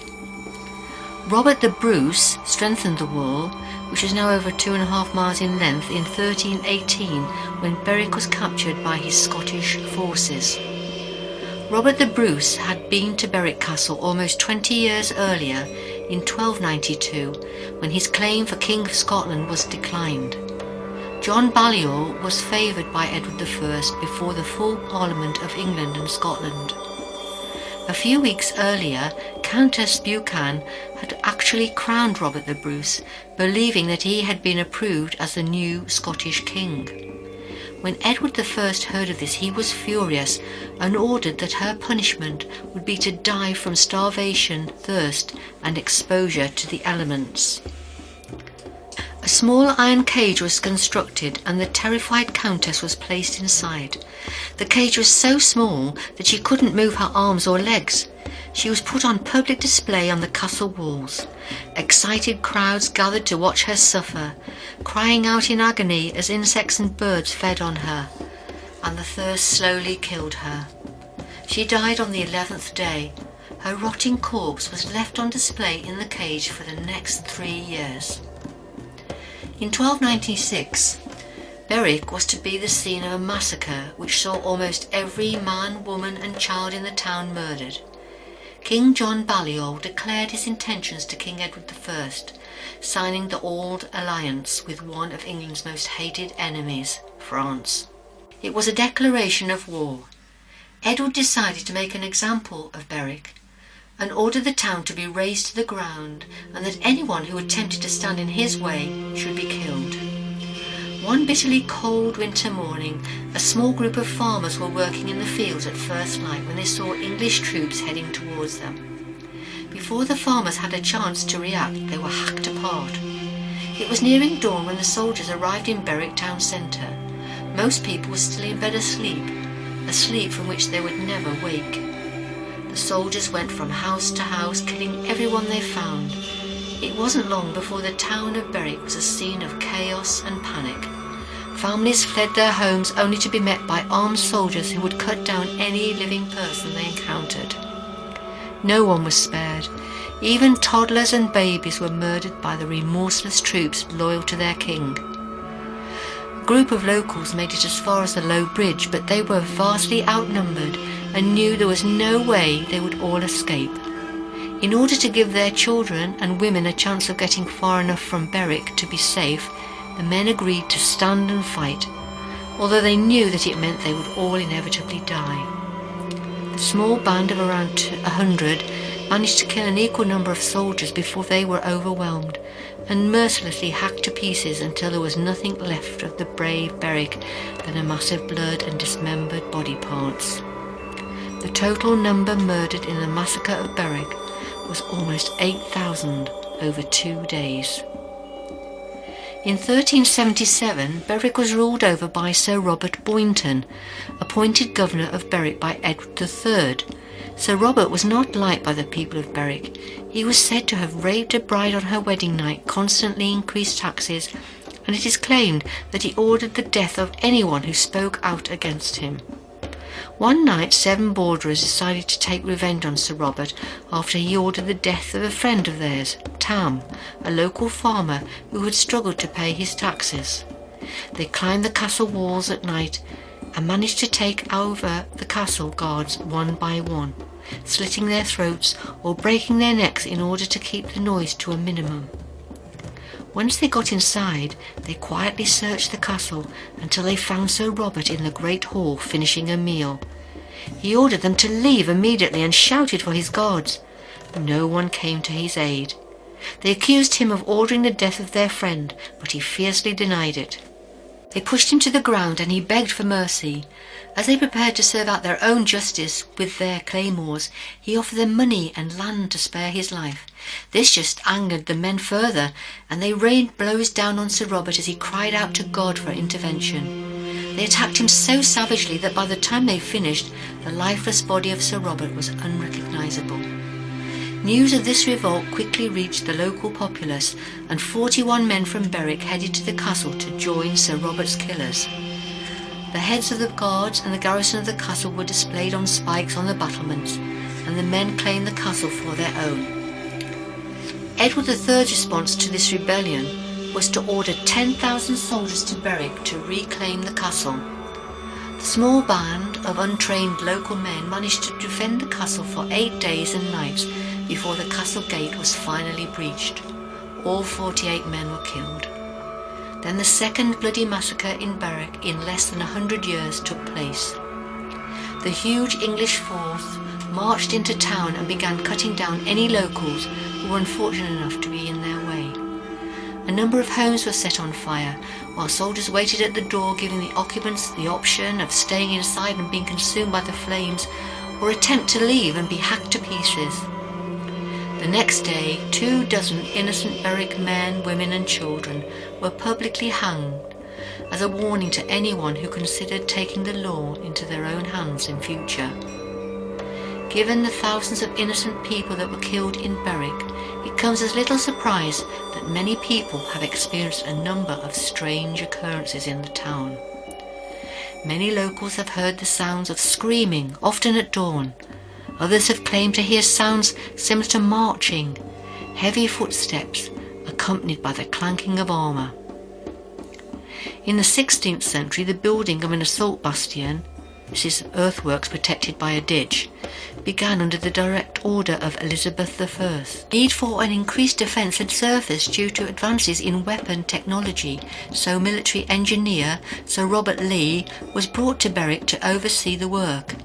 Later repairs and improvements were made in 1715 and 1745. In 1762 the two kingdoms united. England and Scotland were finally at peace. The need for defensive structures became redundant, and Berwick Castle was abandoned. Architectural evidence of Berwick's eventful history remain today as a reminder to the town's occupants and visitors. Most of the town's defensive walls remain. The Elizabethan earthworks have all but gone, but the ramparts, which were improved during the 18th century, are in excellent condition. Berwick Castle decayed badly after being left empty, and in the 19th century it was almost completely destroyed to make way for Berwick railway station. A plaque on one of the platforms informs the visitor that the station stands on what was once the Great Hall of Berwick Castle. The only surviving remains of the castle stand below the railway bridge, the White Wall, and a steep flight of stairs nearby known by the locals as Breakneck Stairs. A ghostly piper is said to play his pipes while pacing up and down on these stairs. A young soldier has been sighted walking the Cumberland Bastion dressed in the 17th century style of Oliver Cromwell's army. Witnesses have explained that upon approaching the phantom he reaches to his belt, takes a knife and slits his own throat. He vanishes as he falls to the ground. One witness has said that he almost seems to dissolve. Berwick has also been home to 2 vampires over the years. The first story dates back to the end of the 12th century and was first told by the highly respected Canon William of Newburgh. A wealthy merchant living in Berwick was a victim of the plague. He was known in the town as a good man. However, after he died, rumour began to spread that in life he'd been in league with the devil. A couple of days after his burial, one of the local children vanished. It was inevitable who would be blamed: the vampire of Berwick-upon-Tweed. The merchant's body was dug up and moved from consecrated ground into an unmarked grave. Then things got worse. The vampire rose from his shallow grave every night in search of blood and flesh. Townsfolk were being found dead with their throats bitten out, and more children were vanishing, never to be seen alive again. A meeting was called, and a decision was made to destroy the remains of the evil creature. 10 brave men were selected, and at dusk made their way to the unmarked grave. 2 weeks had passed since the canon's remains were moved and the soil had been disturbed. 2 of the men began nervously digging, and it didn't take long before they had reached the body. The corpse, which showed no sign of decomposition, was lifted out of the grave, and the men immediately began cutting the vampire to pieces with pitchforks and spades. A fire was lit and the hacked-off body parts were thrown onto the fire. The men watched the fire dutifully. It was now dark, but the men were at ease knowing that the vampire of Berwick-upon-Tweed was now no more than ash. Berwick's second vampire is more recent. In the early 1900s, Betty Hoff was happily engaged to Colin McFadden, a farmer. They were very much in love, and Colin saved every penny he earned so he could afford to marry Betty. They met every weekend at a local public house. Their routine was always the same. They would have a drink and a sing-song, and then upon leaving, they would head to the barn at Colin's farm to make love in the hay. One fateful night, at the public house, Betty excused herself and headed outside to the outdoor netty. This is a primitive toilet consisting of a plank with a hole in it, in a small wooden hut. Colin began to get worried when Betty had been away 10 minutes. A couple of women came into the bar saying that they'd been waiting to use the toilet, but the door was locked and the person inside wasn't answering when they'd asked if everything was all right. Colin began to panic and went outside and charged the door with his shoulder. Betty was still sat on the plank, but she was dead. Her neck had been ripped open and the blood was still gushing from the wound. This was the most exciting thing to happen in Berwick in years, and the word quickly spread, many people believing that there was a vampire in Berwick, and it was only a matter of time before it took another life.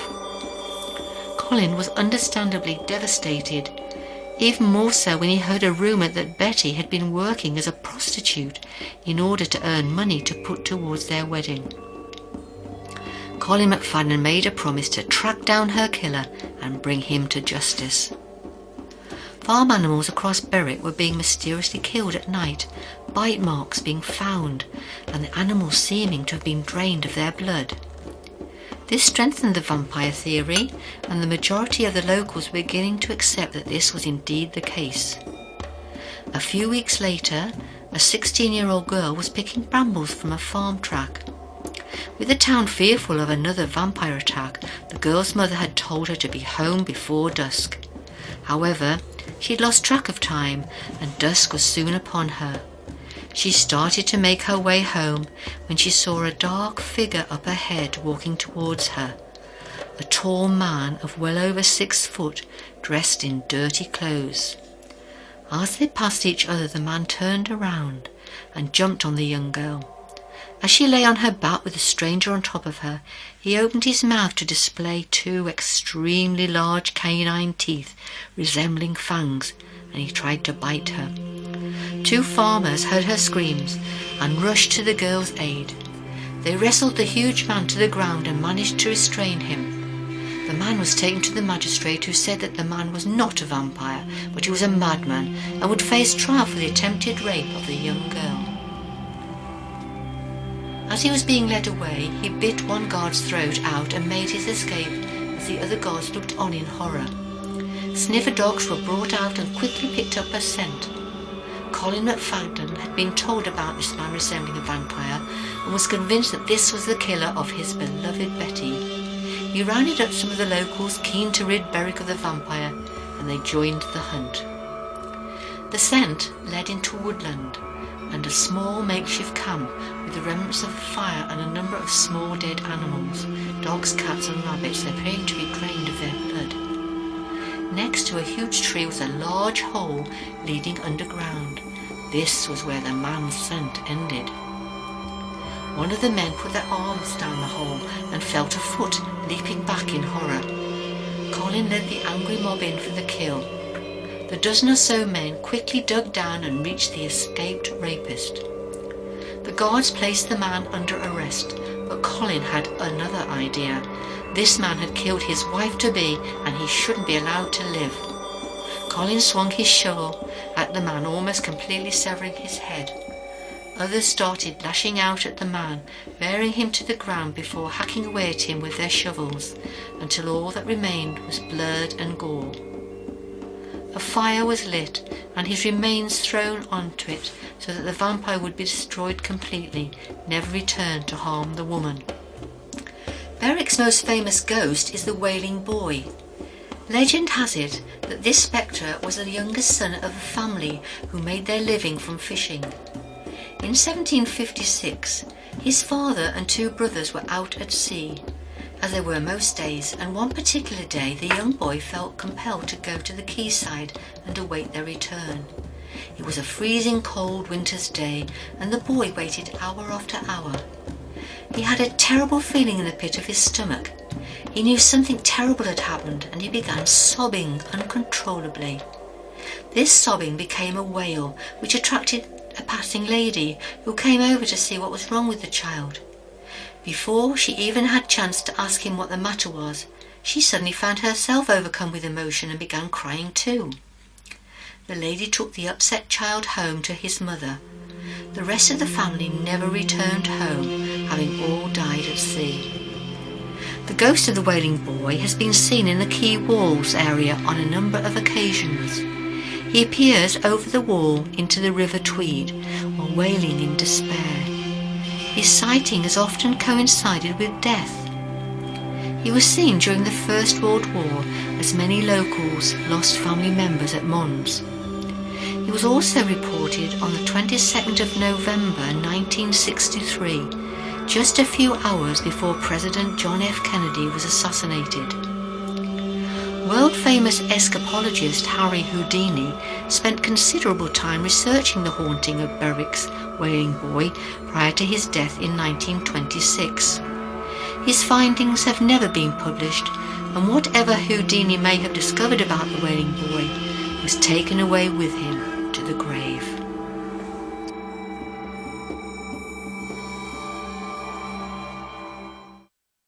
I hope you enjoyed this story.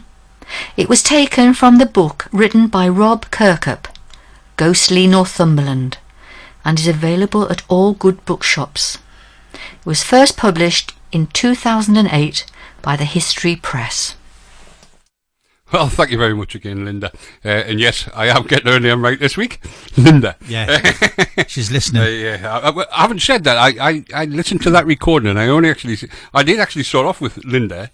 And I was saying Linda this, Linda that. Yeah. And then once I said Lindsay, and all of a sudden, you, like, sort of the world collapsed. Because of the fact that I called you Lindsay instead of Linda. I don't think she's heard that bit, though. That's yeah, exactly. Yeah, just drop yourself in there. Yeah. Well, she has now.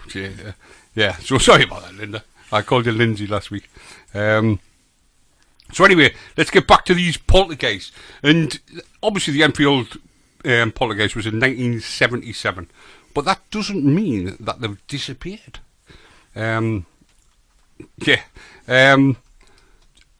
Thornton Road in Birmingham. So obviously your mother's native home, is that correct? Yes, that's correct, yes. So she might even know where Thornton Road is. In 1981, Ward End residents at Thornton Road told police they could not locate the source of stones being thrown that were causing significant damage to windows and roof tiles. Chief Inspector Len Turley investigated, saying that's a police name, isn't it? Well, it is, yeah. Saying his team went to great lengths to catch the individual or individuals. How can you be individuals? It's the way that they refer to them, isn't it? The individuals. Yeah, but it makes no sense because you're individual or you're an individual or you're a group. You can't be an individual or individuals because then you're not a group. But never mind. Officers camped outside overnight and reportedly employed night sights, image intensifiers, and automatic cameras, but failed to find say automatic pistols there.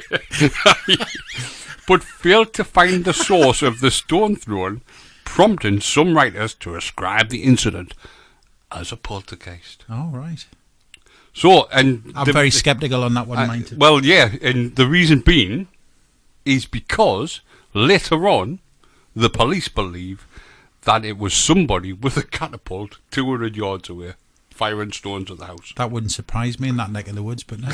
Well, I've never been to Thornton Road, but that was in 1981. I was going to say that's a bit extreme for 1981. The police turned up with that amount of kit. That was in 1981. I'm quite surprised I had that amount of kit. That's what I'm thinking. Now it would be foregone conclusion that they've got night sights on their semi-automatic weapons. Yeah. Well, that's a bit extreme for stone throwing, isn't it? Have you ever been to Birmingham? Yeah, throw a stone, get shot. But anyway, another one in the 80s, but a little bit later, 1984. Tina Resch is the adopted daughter of Joan and John Resch, who lived in Columbus. Or the other side of the water again. And going back to the Irvins with their 19 children. Was it the Irvins who had 19 children? 19 children. Going back to the... no TV. No, it wasn't. It was the Wesleys, wasn't it? Sorry, Yeah, Wesleys. It was yes, the Wesleys that's right, sorry. who had 19 children because John Wesley was one of the 19. The Irvins was Jeff the talking mongoose. Yeah, for those of you just tuned in, we're honestly not going crackers. You'll have to listen to this on the back or on the replay. Yeah, it'll also be on the Mixcloud and our SoundCloud account because we've just opened a SoundCloud. Because we had this discussion about an hour ago, and my head's still spinning. So yeah, she had this Wesley woman had 19 children. Well, between them, had 19 children. But it was the Wesley woman who gave birth to these 19 children anyway. It's like something out of a Monty Python sketch, that. But the reason I sort of went, what? And thought that, you put the Wesley woman to shame, the Reshes were well known in Columbus as they were foster parents, right? So that's fair enough. We're kind of taking them. But then I read the next bit, and that's where my eyes nearly fell out of my head. Oh. Because all I saw was the 250 children prior to 1984. But actually, what it states is that they helped care for 250 children. That's a mean before feat. 1984. That's a wonderful Not thing. that she had 250 children. But, when you just catch the glimpse of something and you're sort of like, whoa. I've got to be honest, that the sort of people that do that is just absolutely amazing in my book. I think looking after somebody else's kids and helping that amount of human beings on the planet, and that, I think it's just wonderful. Yeah, definitely, without a shadow of a doubt. Because, being a parent, there's no greater love than your children. So, I can never understand these parents who abandon their children, but it's nice that somebody is out there to take up the slack, as it was. Yeah, absolutely. To take on somebody else's responsibility. I know not all foster kids are abandoned. No. Some of them, some of them there's like many different situations of devastating consequences. But yeah, it's nice that somebody's out there. So you are listening to the Good Hour with David Buddy. The Good Samaritan Hour with David Buddy. No, I'm getting worried now. So when she was 14, Tina watched the movie Poltergeist. And shortly afterwards, the family started to have poltergeist experiences. Isn't that a surprise? Yeah, exactly. Reporter Mike Harden of the Columbus Dispatch was asked to assist the family and involved photographer Fred Shannon. The Columbus Dispatch interviewed Tina and later published several photos purporting to show a telephone flying through the air. All right, I've seen these photographs as well. What, you've seen the photographs of a telephone flying through the air? There's I'm not disputing you. linked to a case. There was this was going back a good few years ago. It was a book that I read. Right. When I first started getting into all things spiritual, there was a book that I read, and it actually had the photograph, and it was one of the old style, like the 80s style phones, but like the American, the American ones, which are slightly more squarer. Yes.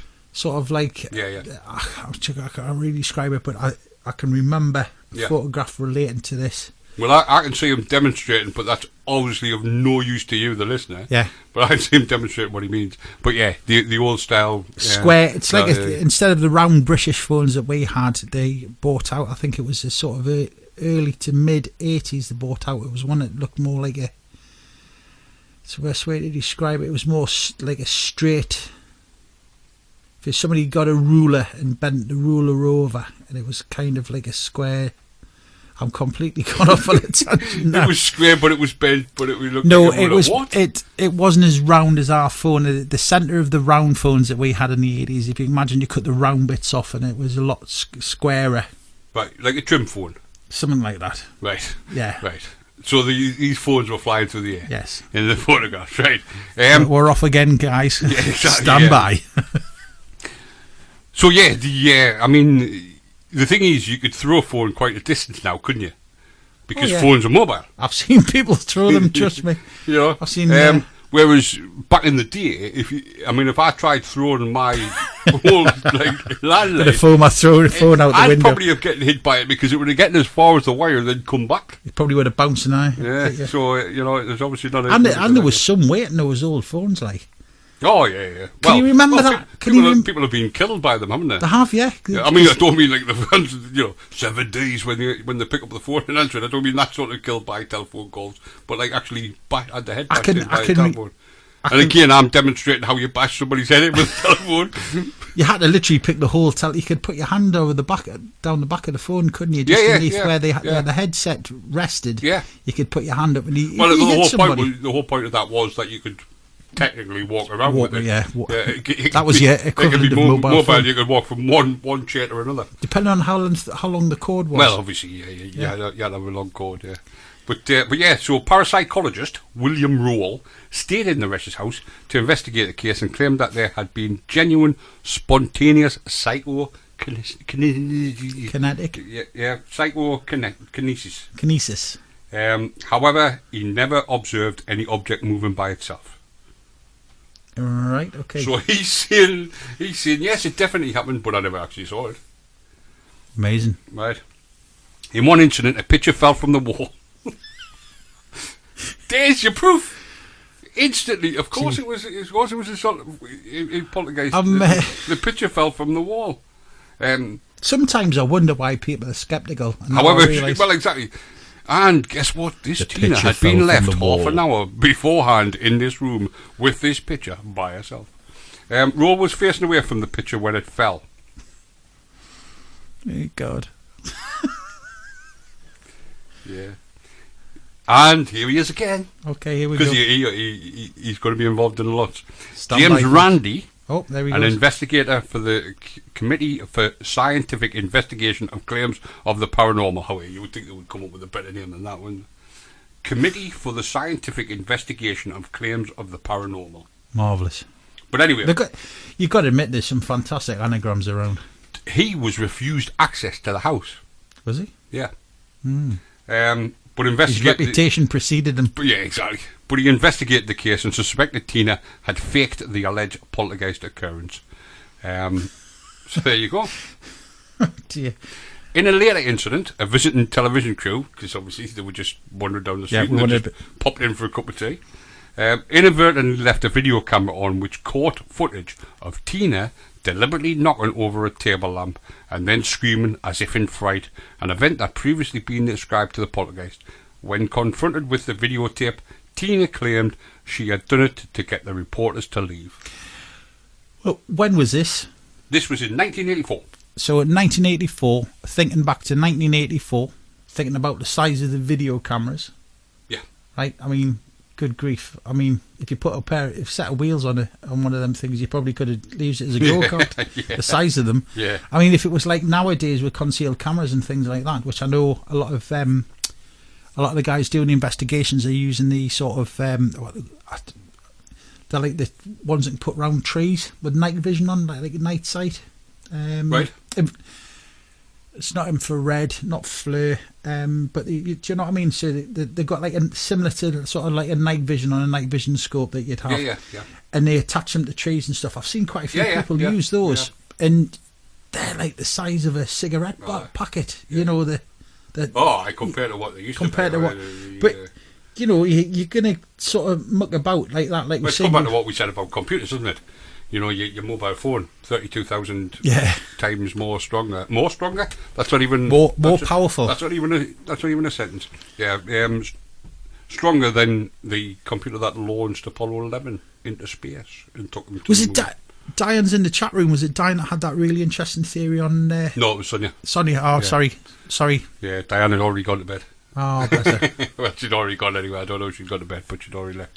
But yeah, it was what the one about that she believed that the moon landings happened, but not at the in time. 1969. It was just to get one over on the Ruskies. It was sort of like, we're being. Yeah, because we've the done Russians were in the race, yeah.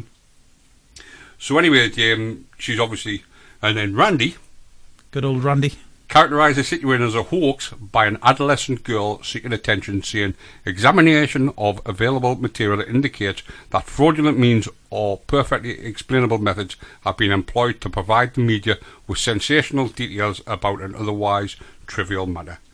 Randy examined a roll of photos taken by the press photographers and said that they showed the girl's foot hooked beneath a sofa that had purportedly moved by itself, and that the glass in a picture frame that allegedly shattered on its own while in her hands was already broken before she ever picked it up.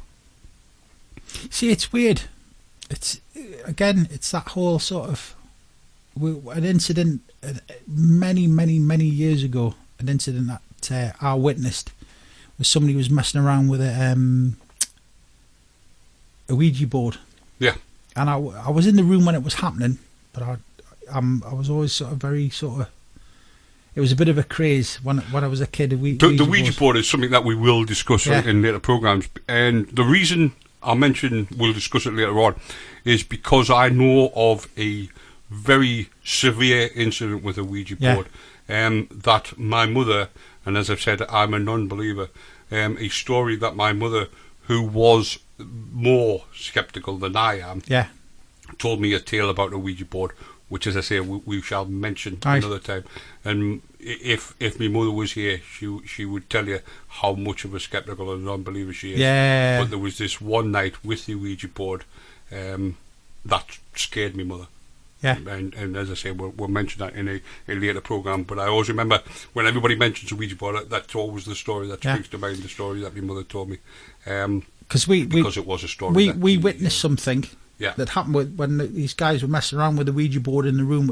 We were away on believe it or not, it was actually a school trip, and I don't know what Diane means by what was this. Is she on about the story that we're talking about? The story, yeah. Well, it's the Tina Resch, Tina Resch. She's not talking about the story we were talking about the other night on your show when we were talking about Sonia. And when you said it was the moon landing, the moon landing one, possibly, But if it's the story we're talking about, then it's Tina Resch, Tina Resch, or if it's the moon landing, then it was Sonia had said that she believed because the Russians, it is the moon landing, because the Russians were close, because obviously the Russians were the first into space. Well, they got Yuri Gagarin into space, which was one of my questions on my show a couple of weeks ago. Yeah. So because they were so close to the moon landings, the Americans faked it with Neil Armstrong. at the time of 1969. Yeah. But then actually went and did it. Yeah. Later Actually on went when and put the flag. when they had the more technology. That was Sonia's theory. So as I say, we have lots of different theories about things. It's a very interesting theory. It's a one that didn't actually come up. Yeah. In the conspiracy theories, it's the one that didn't come up, which I was quite surprised at, because we did list quite a few of the conspiracy theories about the moon landing, and one of them wasn't included. Yeah. And whether you believe in conspiracy theories or not, that one does actually make sense. Yes. Because people do it. I mean, it's like if I invent something which will make cars run on water, then somebody like Ford would buy it off me. There is that theory, isn't there? Millions of pounds, and then never release it. Or SO, not so much Ford, but SO. Yeah, like the oil companies and things like that. Yeah, because it obviously would do the amount of money. There's a really good one. There's a really good one that was on one of the television programs I was watching a couple of weeks ago, and what it actually said is that this guy, and I can't remember the name of the bloke, but it might have been Tesla. Right. Nikola Tesla. But they actually said that there was something that the FBI or the CIA had found. Tesla was well done over, and this wasn't he? kind of thing, and there's no, for me, with stuff like that, there's no smoke with fire, because if you do think about the amount of impact that it would actually have, you've suddenly got this free energy. Yeah. Well, is it? Watch the film with Hugh Jackman in, when he comes up with the Tesla machine, or he finds the Tesla machine, which is sort of like a transporter. Oh, I'll have to have a think now. I can't. But it was locked away. Can't think of the name of the to stop people from using it. But the Conjurer, or something. Is it the Conjurer? Oh, I can't remember. Because the Conjuring is the horror film, but is it the Conjurer where he's the magician, and there's him and the Batman guy. Christian Bale. Oh, yeah. And they're both in competition with each other. Yes. And Hugh Jackman gets a hold of the Tesla machine, and it transports you from one place to another.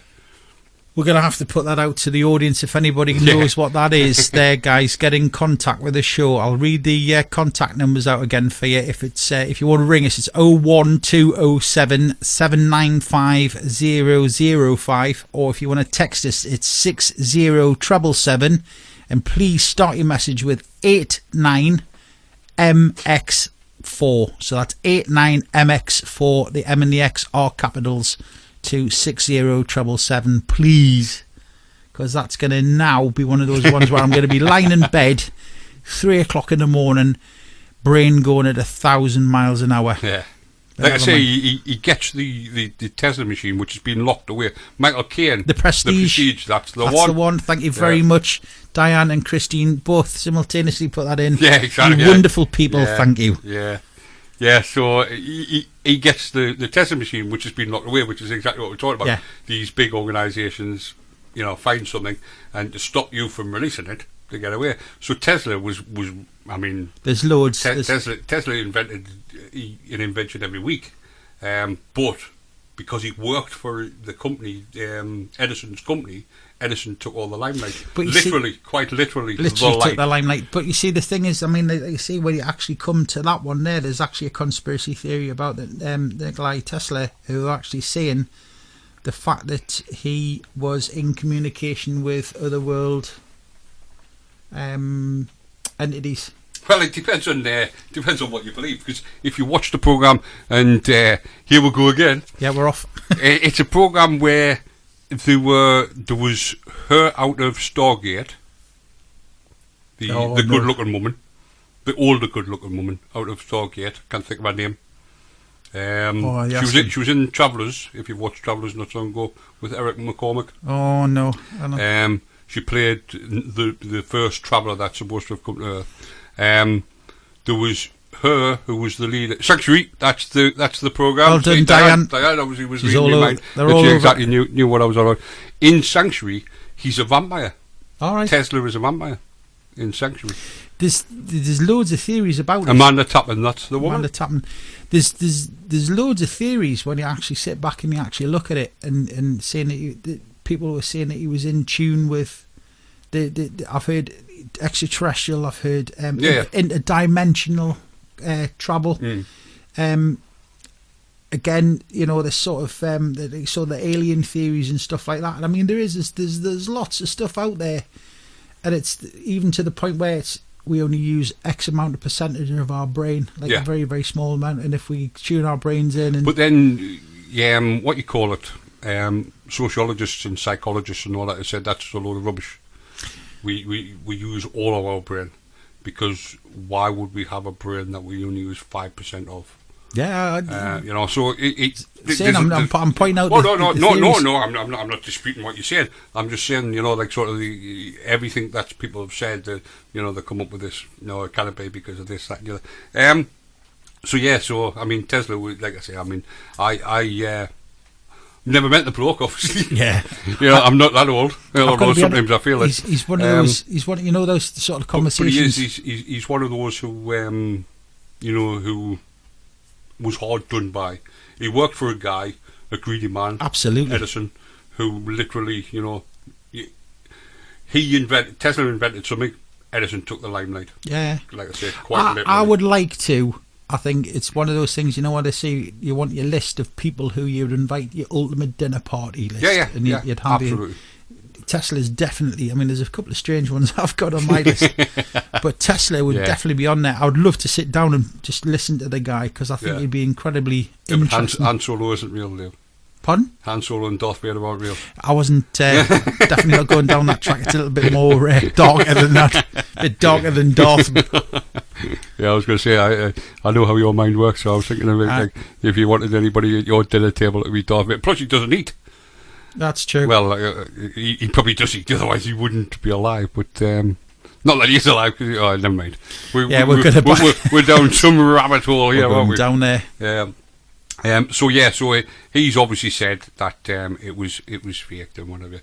He was for eugenics. Oh, is that the company he works for? I'm presuming so. Or is that what he was into? I don't even know what eugenics is. Go on, Diane, you'll have to explain that. I was going to say, For those of you who don't know what's going on, we're just watching the chat room there as well. If you want to get yourself into the chat room, if you go to ambronradio.co.uk, get yourself across there. We're about to get the answer of what eugenics is. Yeah. I was just going to... So it's like, you know, we're both sitting here now. We're sitting here with bated breath waiting. I was just going to flick over there because there's actually a message on the Ambron Diane's radio. Probably like just typing away loads of rubbish, isn't she? Just so that we see the three dots going. No. There's she's that's typing. What I'm saying. She's typing, so she's just like typing away. You know, when she actually presses enter, it's just going to be a lot of words. No, it means to get rid of undesirables. Oh, right. So Tesla was for getting rid of undesirables. Right, go on. No, it's okay. I was just going to say as well, of course, if you do want to get in contact as well, you can also go to Ambron Radio on the Facebook page as well if you want to get yourself on there, because I'm just looking there. Looks as though somebody's said hello on there. So, go on then, Paddy. I forget what I was... Oh, right. In a later incident, a visiting television crew, we said this, the video camera, but then he obviously said that Randy examined the photo and he said that it was... that the glass was broken and, you know, this, that and the other. So his conclusion of the case, as he reported in the Skeptical Inquirer, because obviously that sounds like a really, like, sort of, you know, non-biased paper, doesn't it? The Skeptical Inquirer, in spring 1985, was as follows. It's actually a publication. There is. Somebody called it that. It's called the Skeptical Inquirer. Oh, dear. So, therefore, as I said, obviously a non-biased paper. No. You know, the evidence of the validity of poltergeist claims in this case is anecdotal and thin at best. The evidence against them is, in my estimation, strong and convincing. Right, hold on. Diane's commented there. She wanted to get rid of undesirables. Ah, right. He wanted. He was like Hitler. What Tesla was like Hitler, and he wanted to purify the human race. Hence the reason why he was a vampire in Sanctuary. Then is that right? Yeah, because he wanted to get rid of the humans, didn't he? Because he wanted to eat them. I'm feeling the.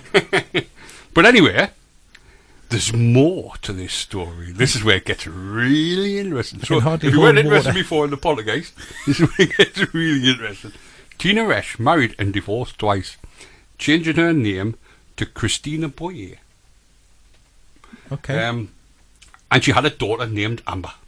Oh.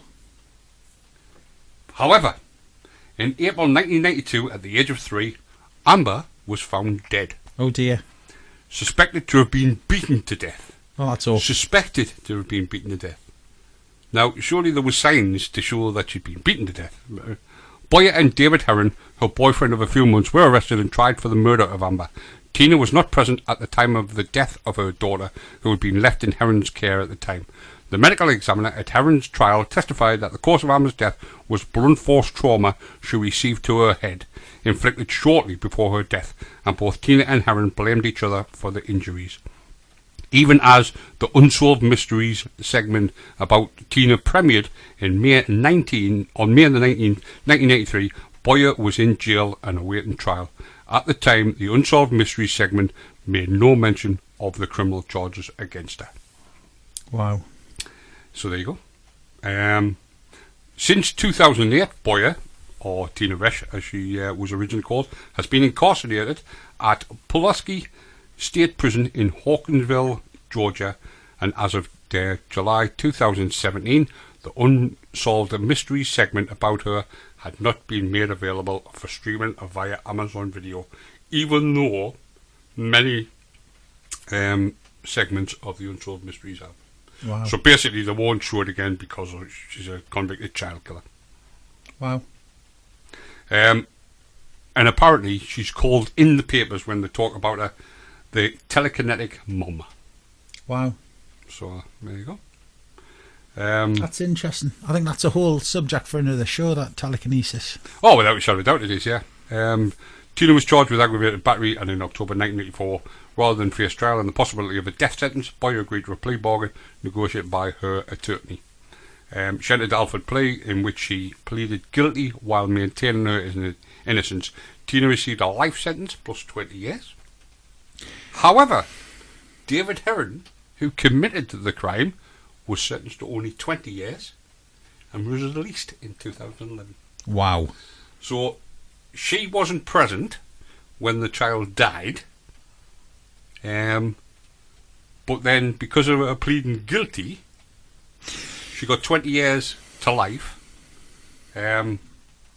See, I've never but she has like the possibility of parole. I've never understood that. Whereas Heron, who actually did murder the child, got 20 years and was released in 2011. I don't understand that at all. That doesn't make any sense, does it? It's crazy.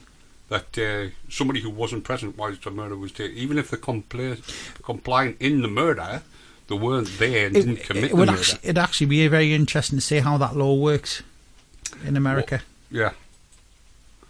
Well, the Alford plea, which is what she pleaded, states it's also called the Kennedy plea, or the Alford guilty plea, or the Alford doctrine, is a guilty plea in criminal court whereby a defendant in a criminal case does not admit to the criminal act and asserts innocence. In entering an Alford plea, the defendant admits that the evidence presented by the prosecution would be likely to persuade a judge or jury to find the defendant guilty beyond a reasonable doubt. Wow.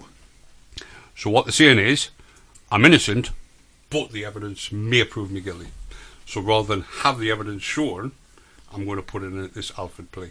And then you end up going for life plus 20. And then you get sentenced based on your plea, and she got a bigger sentence on the fact that she had this Alford plea. So that's mad. Yeah, it is. Well, we've got 20 minutes left, or just over 20 minutes left. Wow. So we've got one more, and we're really, really up to date now, because we're in 2004 to 2005. And we are talking about Caneto de Carino fires. So fires that happened in Italy. It's derived its name from the beauty of the neighbouring country. The whole of its strip, of course, between the Montes and the sea, being called by the Greek settlers from an early period of fair shore. So hold on, that's not Italy, it's Sicily. Is it Sicily? Does it say Sicily there? Yes, it is. It's Sicily. That's the north coast in Sicily. Yeah. Wow. However, the Greek Victorian Callias of Clake, who flourished in the time of Augustus, was a native. So you were close. Whence he derived the surname of Callictinus. So there you go. In 2004 to 2005, and 2014, so we're well up to date. Wow. 2 series of unusual fires were reported in the village of Connecticut, 136 kilometres or 85 miles west of Messina. Official investigation suggested that all these fires were caused of arson, and arrests were made in 2015. However, persistent speculation has ascribed the fires to other natural and supernatural causes. From January to August 2004, appliances including televisions, cookers, vacuum cleaners were all reported to have caught fire spontaneously. Wow. Fires also reportedly struck wedding presents and piece of furniture. At least one person was said to have observed an unplugged electrical cable ignite spontaneously.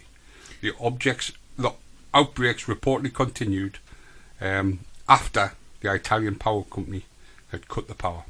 See, interesting there it said about the company cutting the power. I mean, again, excuse me, you hear about sort of house fires and things started. Too many plugs plugged into a gang socket, things like that. The socket's being overloaded. Yeah. Anything where there's flowing electricity, there's heat and things like that.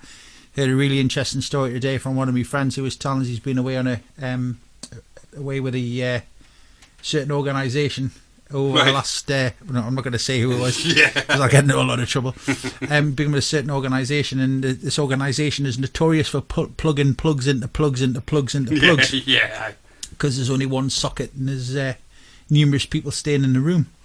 But in sort of fires occurring from electricity, and again with electrical surges, things like that, we can buy equipment and things to protect them. But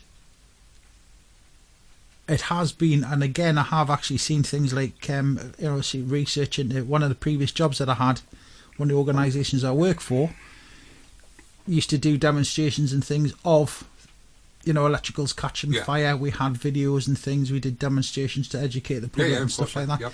So I can get the whole thing with electricity. Yeah. Where I found it quite interesting was the fact they said that they'd unplugged it. Yeah. So the plug's out. Yeah. And then of course the other thing I was thinking about there is the fact that it's still happening when the electricity's being disconnected. Yeah. But on March the 5th, 2015, in 2008, I'm jumping ahead of myself. Yeah. In 2008, investigators concluded that the 2004-2005 fires were caused by arson. All right. Then, in 2014, they started again, these mysterious fires. However, on March the 5th, 2015, police arrested and charged Giuseppe Pacino, who was 26, with arson and conspiracy to commit fraud and sounding a false alarm in association with mysterious fires.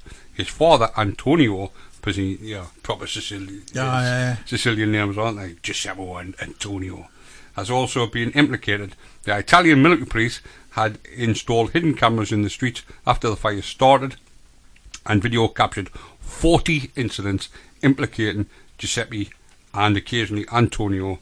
Further evidence was gathered by photographs. You see, it was things like that. I mean, again, working for the organisation I work for, we heard about sort of arson. Is the only way to describe it. Yeah. And sort of even sort of the fact of people's fascination with fire. And it's one of them situations where it could be simple as I'm messing around with a candle. You knock the candle over and all of a sudden you've got a fire. Unfortunately, it's classed as arson because it's a deliberate starting of a fire. Exactly, because you were the cause of it, weren't you? So so anyway, we've got 15 minutes left, so I think we'll have Linda's final story. Yes. And then we'll come back and we'll close off for the show for this evening. Okay. Langley Castle Hotel. One of Northumberland's most magnificent buildings is the medieval fortified castle house, Langley Castle. Set in the picturesque Tynedale countryside, Langley Castle was built in 1350 by Sir Thomas de Lucy as a great 4-storey, H-shaped tower. In 1403, Thomas was killed at the Battle of Shrewsbury by Henry Bolingbroke, later to become Henry IV. Thomas's wife, Maud, received news of her husband's death and was overcome with grief. The man she loved had been killed and she couldn't face life without him. She walked up to the battlements in an almost trance-like state and threw herself over the side to her inevitable death below. In 1405 the castle was severely damaged when it was attacked and burned by King Henry IV's forces in a battle with the Percy army. The castle was left empty for many years afterwards, before it became the property of James Radcliffe, 3rd Earl of Derwentwater in the late 17th century, until he was executed in 1716 for his part in the Jacobite Rising. After James's death, Langley Castle, along with Radcliffe's other estates, were confiscated by the Crown. In 1882, Cadwallader Bates, a local historian, bought the castle. He began restoration with his wife Josephine, and it became his life's work. Cadwallader died in 1902, and Josephine carried on the restoration, joined by her niece Jeanne Le Pajolec, a young French girl who came over to England to keep her widowed aunt company. They rebuilt the original chapel on the castle roof as a lasting tribute to her husband's memory. They worked tirelessly on the castle until Josephine's death in 1933. She was buried alongside her husband in a vault in the shadow of the castle they had dedicated their lives to. Set in a 10-acre wooded estate, the castle is now open as a luxurious, multi-award-winning hotel with 7-foot thick walls. Finding a more tranquil hotel for a relaxing weekend away will certainly be a challenge. Men's Health magazine voted the hotel as one of the top 10 most romantic hideaways in the UK. Despite this idyllic picture, Langley Castle has a much darker side just waiting to be discovered. Its most famous ghostly resident is Maud de Lucy, the tragic wife of the creator of the castle. She's better known as the Grey Lady, and her death has been replayed many times with people witnessing a woman falling from the battlements. As is common in this type of phenomena, when they run to her aid, the woman has vanished. She has also been seen in the Great Hall and standing on the battlements staring out into the distance. A number of people have reported hearing a bell ringing from the northwest tower. However, there is no bell in the tower. In 1901, Cadwallader Bates had installed a great bell called St Cuthbert's, which had been cast in 1617, but it has since been removed and donated to Ampleforth College. Many people have reported hearing murmured French voices in the drawing room and also on the garde-robe stairs, even though they were alone at the time. This could well be the spirit of Jeanne Le Pajolec in conversation with her Aunt Josephine, having remained in death at the place that they spent many years lovingly restoring to its former glory. There have been several reports over the last 200 years of people witnessing the castle burning and being attacked by hundreds of soldiers. In 1799, the Duke of Northumberland sent a message to the castle. However, the messenger returned to the Duke and reported seeing the castle on fire and being sacked by hundreds of armed men. The messenger returned to the castle on the Duke's orders to find it in the same condition it had been previously, with no sign of any attack taking place.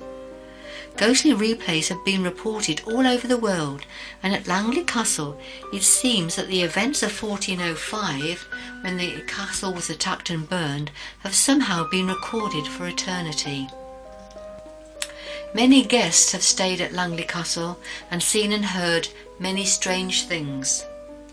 Who knows what you might hear or see if you are brave enough to stay the night there at Langley Castle.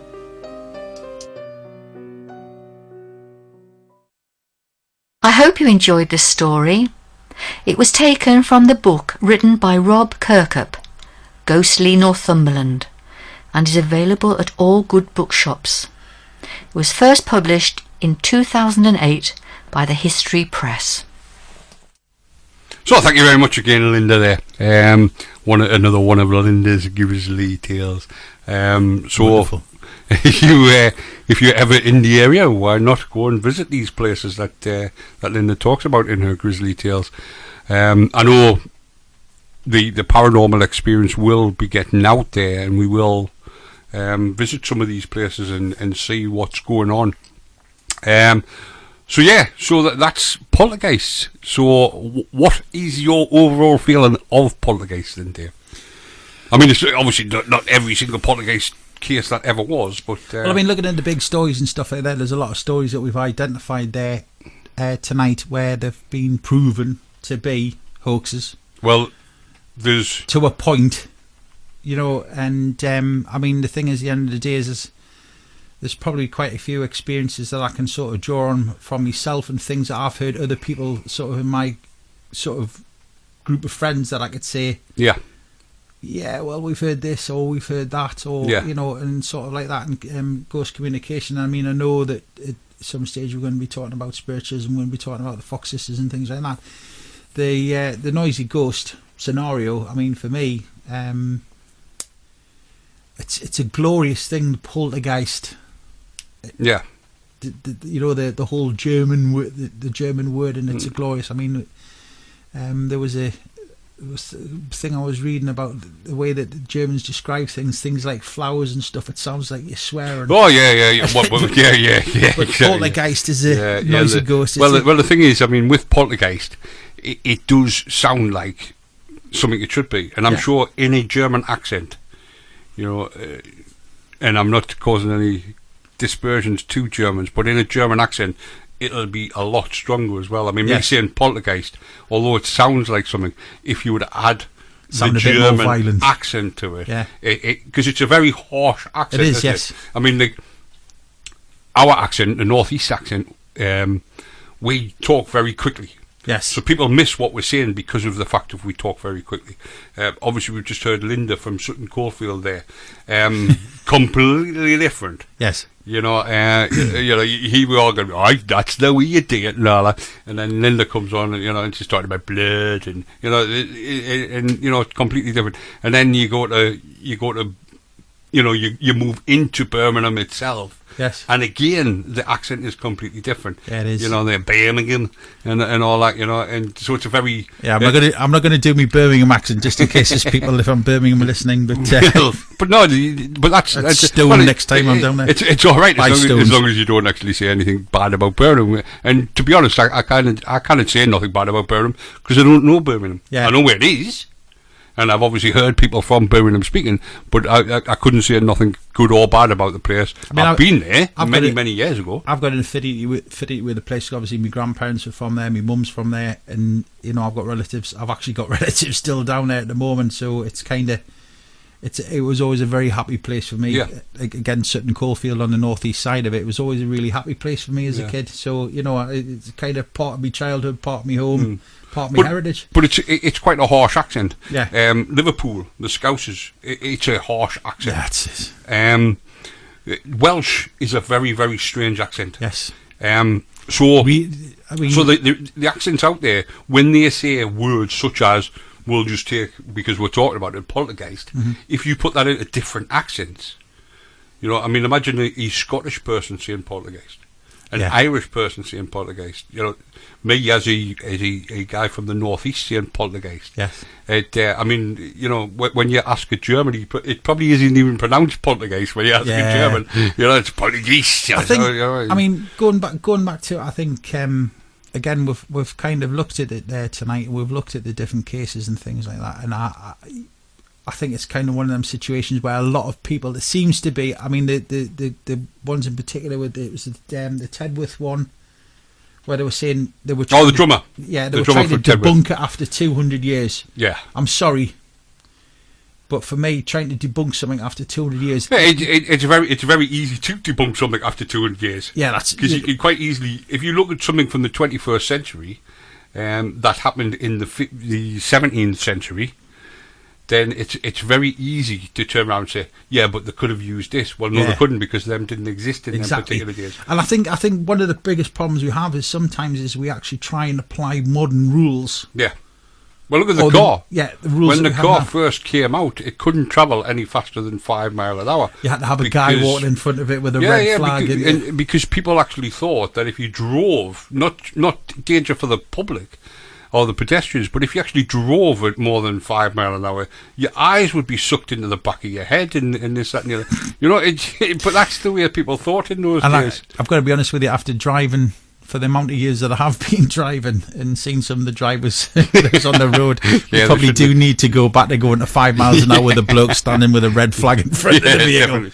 Yeah. But it's a really, really interesting topic, and it's to have I'm kind of like I said, I've heard knocks, I've heard bangs. If you go for the way I'm going with it is with it being like the noisy ghost phenomenon. Yeah. I think that if that was what was chose, I'm a very, very skeptical about it as a communication form. I have witnessed it where somebody has used it as a communication form where they've held like a seance. Yeah. And is there anybody there? Please knock. Yeah, it always makes me laugh. That is there anybody there? Knock twice. If there isn't, knock once. Yeah. Well, if there's nobody there, how are they going to knock? Yeah, but the thing is, I'm just thinking from my point of view, with the sense of humour that I've got, is if I was a spirit form and I was going, obviously going about my business in spirit world or the dimension or whatever it is, you see a group of people sitting around a table, whistling, and see a group of people sitting around a table going, "Is there anybody there?" I'll be thinking, "Yeah, go on, we'll have a bit of a laugh here." Yeah, well, yeah, you know what I mean? You would, yeah. But I think it's a little bit. I don't know. I'm still pretty undecided because, like I say, we've debunked. There is a few of them that have been debunked. But there was 24, and all 24 have at some point been classed as hoaxes. Yeah, and I get that. But that's 24 of the that's the most famous, the top 24 poltergeist stories. It's not necessarily that there's only been 24 because there hasn't. But the top 24 have all been debunked. I'm very in one way or another, whether they have actually been debunked or whether they've just been accused of hoaxes. But the top 24 have all been put down as hoaxes. Like I said, that sometimes there'll be no smoke without fire. There's got to be something to it for it to have the longevity. We're talking from sort of 1700s. That type of, because we're talking about the length of time. There's got to be something in it for the longevity of it. Right. Yes, okay, we probably did used to sit around telling each other ghost stories. We'll be doing that in a few weeks' time because the glorious Halloween's coming. Oh, yeah. Do you know, and it's kind of, it's good. And before we had TV and podcasts and radio and books and, well, I say books before books were sort of on general circulation. Yeah. There was that ones where the story. That was how the story of Frankenstein was born, wasn't it? It was a group of people sitting around on a night like this, not a little bit more stormy than what the night is.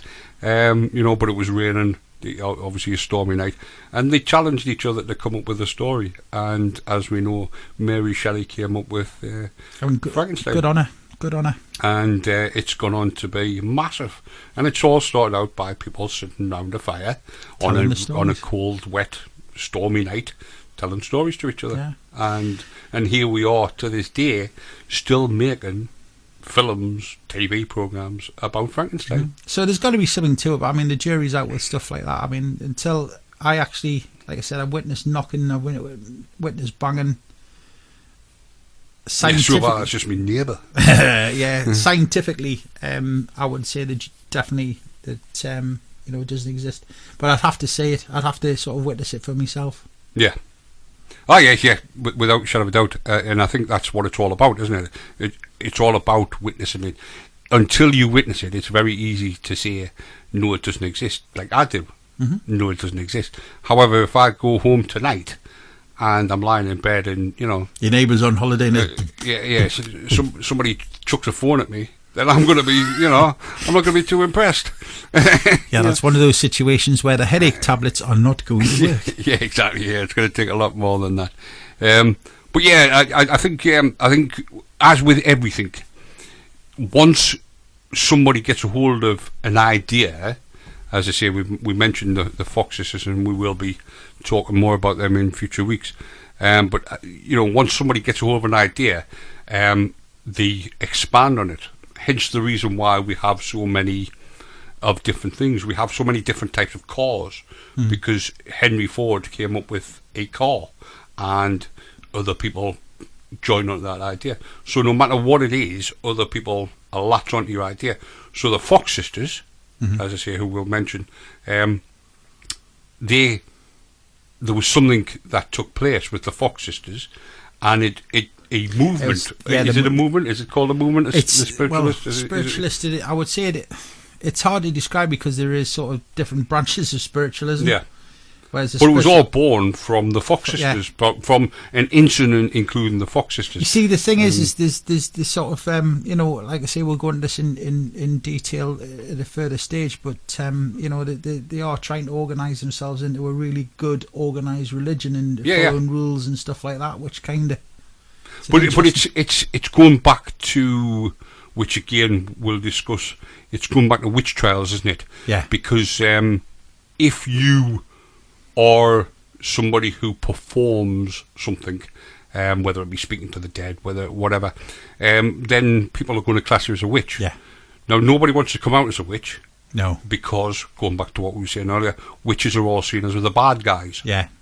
So nobody wants to be a witch, because it also has. I mean, I know one of the people that you mentioned earlier who is a white witch. Yeah. I mean, we'll not mention names because obviously, we haven't had his permission to do so. But I know the same guy that you're on about, and I remember he posted something on Facebook, and people put laughing emojis on it. And he found that deeply offensive. Yeah, of course he did, because obviously that's his religion, whatever. But that's what I mean. Yeah. That's what I'm coming down on, in the fact of when you mention witches, people instantly think of the old hag, as Christine mentioned earlier. Yeah, but you see, but then they look at paganism and stuff like that as being a joke, because the major religions, Christian, Muslim, Jews, and all that, is what's took off. This certain gentleman who obviously we're talking about, we're not going to name names and stuff like that. He always laughs where it comes to things like Christmas, Easter, because they're all pagan festivals. Yeah, they are. And it's obviously, it was kind of moved along, nudged in there, and Jesus was born on the 25th of December. No, he wasn't. Well, yeah. Do you know what I mean? And it's kind of, I know, and again, I'm speaking from his personal point of view. Yeah. He'll turn around to me and say that is a load of rubbish because, and he knows his stuff. But the thing is, of course, and hopefully we'll get the guy on one day to tell us all about it. And he's the first person that if he saw you struggling, he'd help you. Yeah. Well, I like I say, I know the guy that you're talking about, and I've always found him to be a very nice guy. Yeah.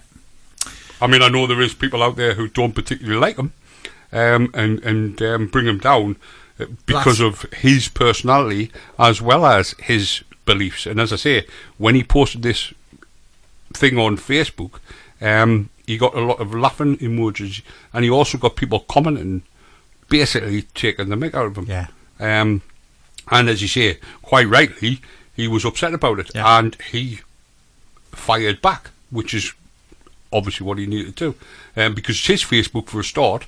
So therefore, and he's not hurting anybody. No, because I saw the thing that he posted, and at no point did I think, "Oh no, I'm being possessed." Me cat's now going to be flying around on a broom and all this. At no point did I think that. I saw this and took it for what I thought it was, and therefore, as I always do, scrolled past it. Yeah. That's the thing. That's the thing that people don't do. But we're going down the whole thing. Well, exactly. There. And that's the problem. I mean, we're now 3 minutes over time because we just kind of stopped talking and say this is the problem. So anyway, another week and no more phone calls. But that doesn't. It's not. Although we want to hear your experiences, and we will do. It's only the second week. I don't expect, to have 14,000, 15,000 people sitting there, let's ring Bonnie and Dave. We couldn't cope with that. But what I want you to do, guys, is do us a favour, get in contact with us. If it's via the Facebook page, it's Amber on Radio on Facebook. All right. If you want to get in contact with the show, we'll just go through the text number for you again, because obviously the text number does work at all times. So if you want to leave a message with us and stuff like that, even if it's something you want us to talk about, a suggestion that you've actually got for the show. So if you want to contact us, the text number is 60777, and if you start your message with 89, capital M for mother, capital X for X-ray, 4. All right, number 4. So that's 60777, and start your message with 89 MX4. And all those information there is on Ambron Radio. That's ambronradio.co.uk. Get yourself on there and, get yourself on. Diane said that maybe people can't get their phones because they're getting thrown around the room. Diane, that's wonderful. Excellent. That's why people's not ringing, because they're chasing the phones out around the house, aren't they? The amount of people that I have seen throw phones is absolutely... And the amount, the cost of phones as well. How anybody can I mean, yeah, if it's somebody else's phone, then fair enough. But if it's your own phone, how can somebody just throw it around? I witnessed, not so long back, a young lady throw her mobile phone in a very famous shopping centre. Right. In the northeast, threw her phone out of sheer tantrum, and then obviously she realised, and she couldn't actually see the damage she caused to her phone, the little bits of glass falling off it, because she was crying because she then couldn't use it. Yeah. Which I thought, it's like that joke, isn't it? Years ago, if you fell over and you heard a crack, you thought it was either your arm or your leg. Now, if you fall over and hear a crack, you pray that it's not your phone. You pray that it's an actual bone in your body that's broken. I've done it once and never again. I've got to be totally honest with you there. So, but no, get in contact with us, guys. Again, like I say, go to the website. You can message us through the Facebook page, Ambron Radio on Facebook, and get in contact with us. Let us know. Let's sort of, if there's a story you want to tell us about something you've witnessed, experienced, or anything like that at all, you can address it to me, that's Dave, or you can address it to Paddy. Hey. Let us know, and that'll be me then, is it? That'll be you, yeah. And we'll discuss it. But thanks very much. Yeah, I kept saying that we're going to be talking about poltergeists, demonic possessions, and I should just pick a subject, shouldn't I? Because we've just literally spoke for 4 hours about poltergeists. It's tangent. So I think we'll end it there. We'll not talk about any more poltergeists. So if something does go bump in tonight, record it. Yes, record it, and don't drop your phone. Yeah, make sure you have plenty of evidence, because in 200 years' time, people will debunk it otherwise. So, and if you've got video, they can't. Exactly. Remember, as I said, people lie, evidence doesn't. So if you learn to speak, if you do experience anything, then please let us know. Because that's what we're here for. We're here to listen to what you've got to say. So anyway, we're going to move off, and we'll move on to exorcism and demonic possessions next week. Love it. Same time, same place, 8 p.m. till midnight on Ambron Radio. So all that's left is for me to say it's good night from me. And it's good night from him. Good night. Good night.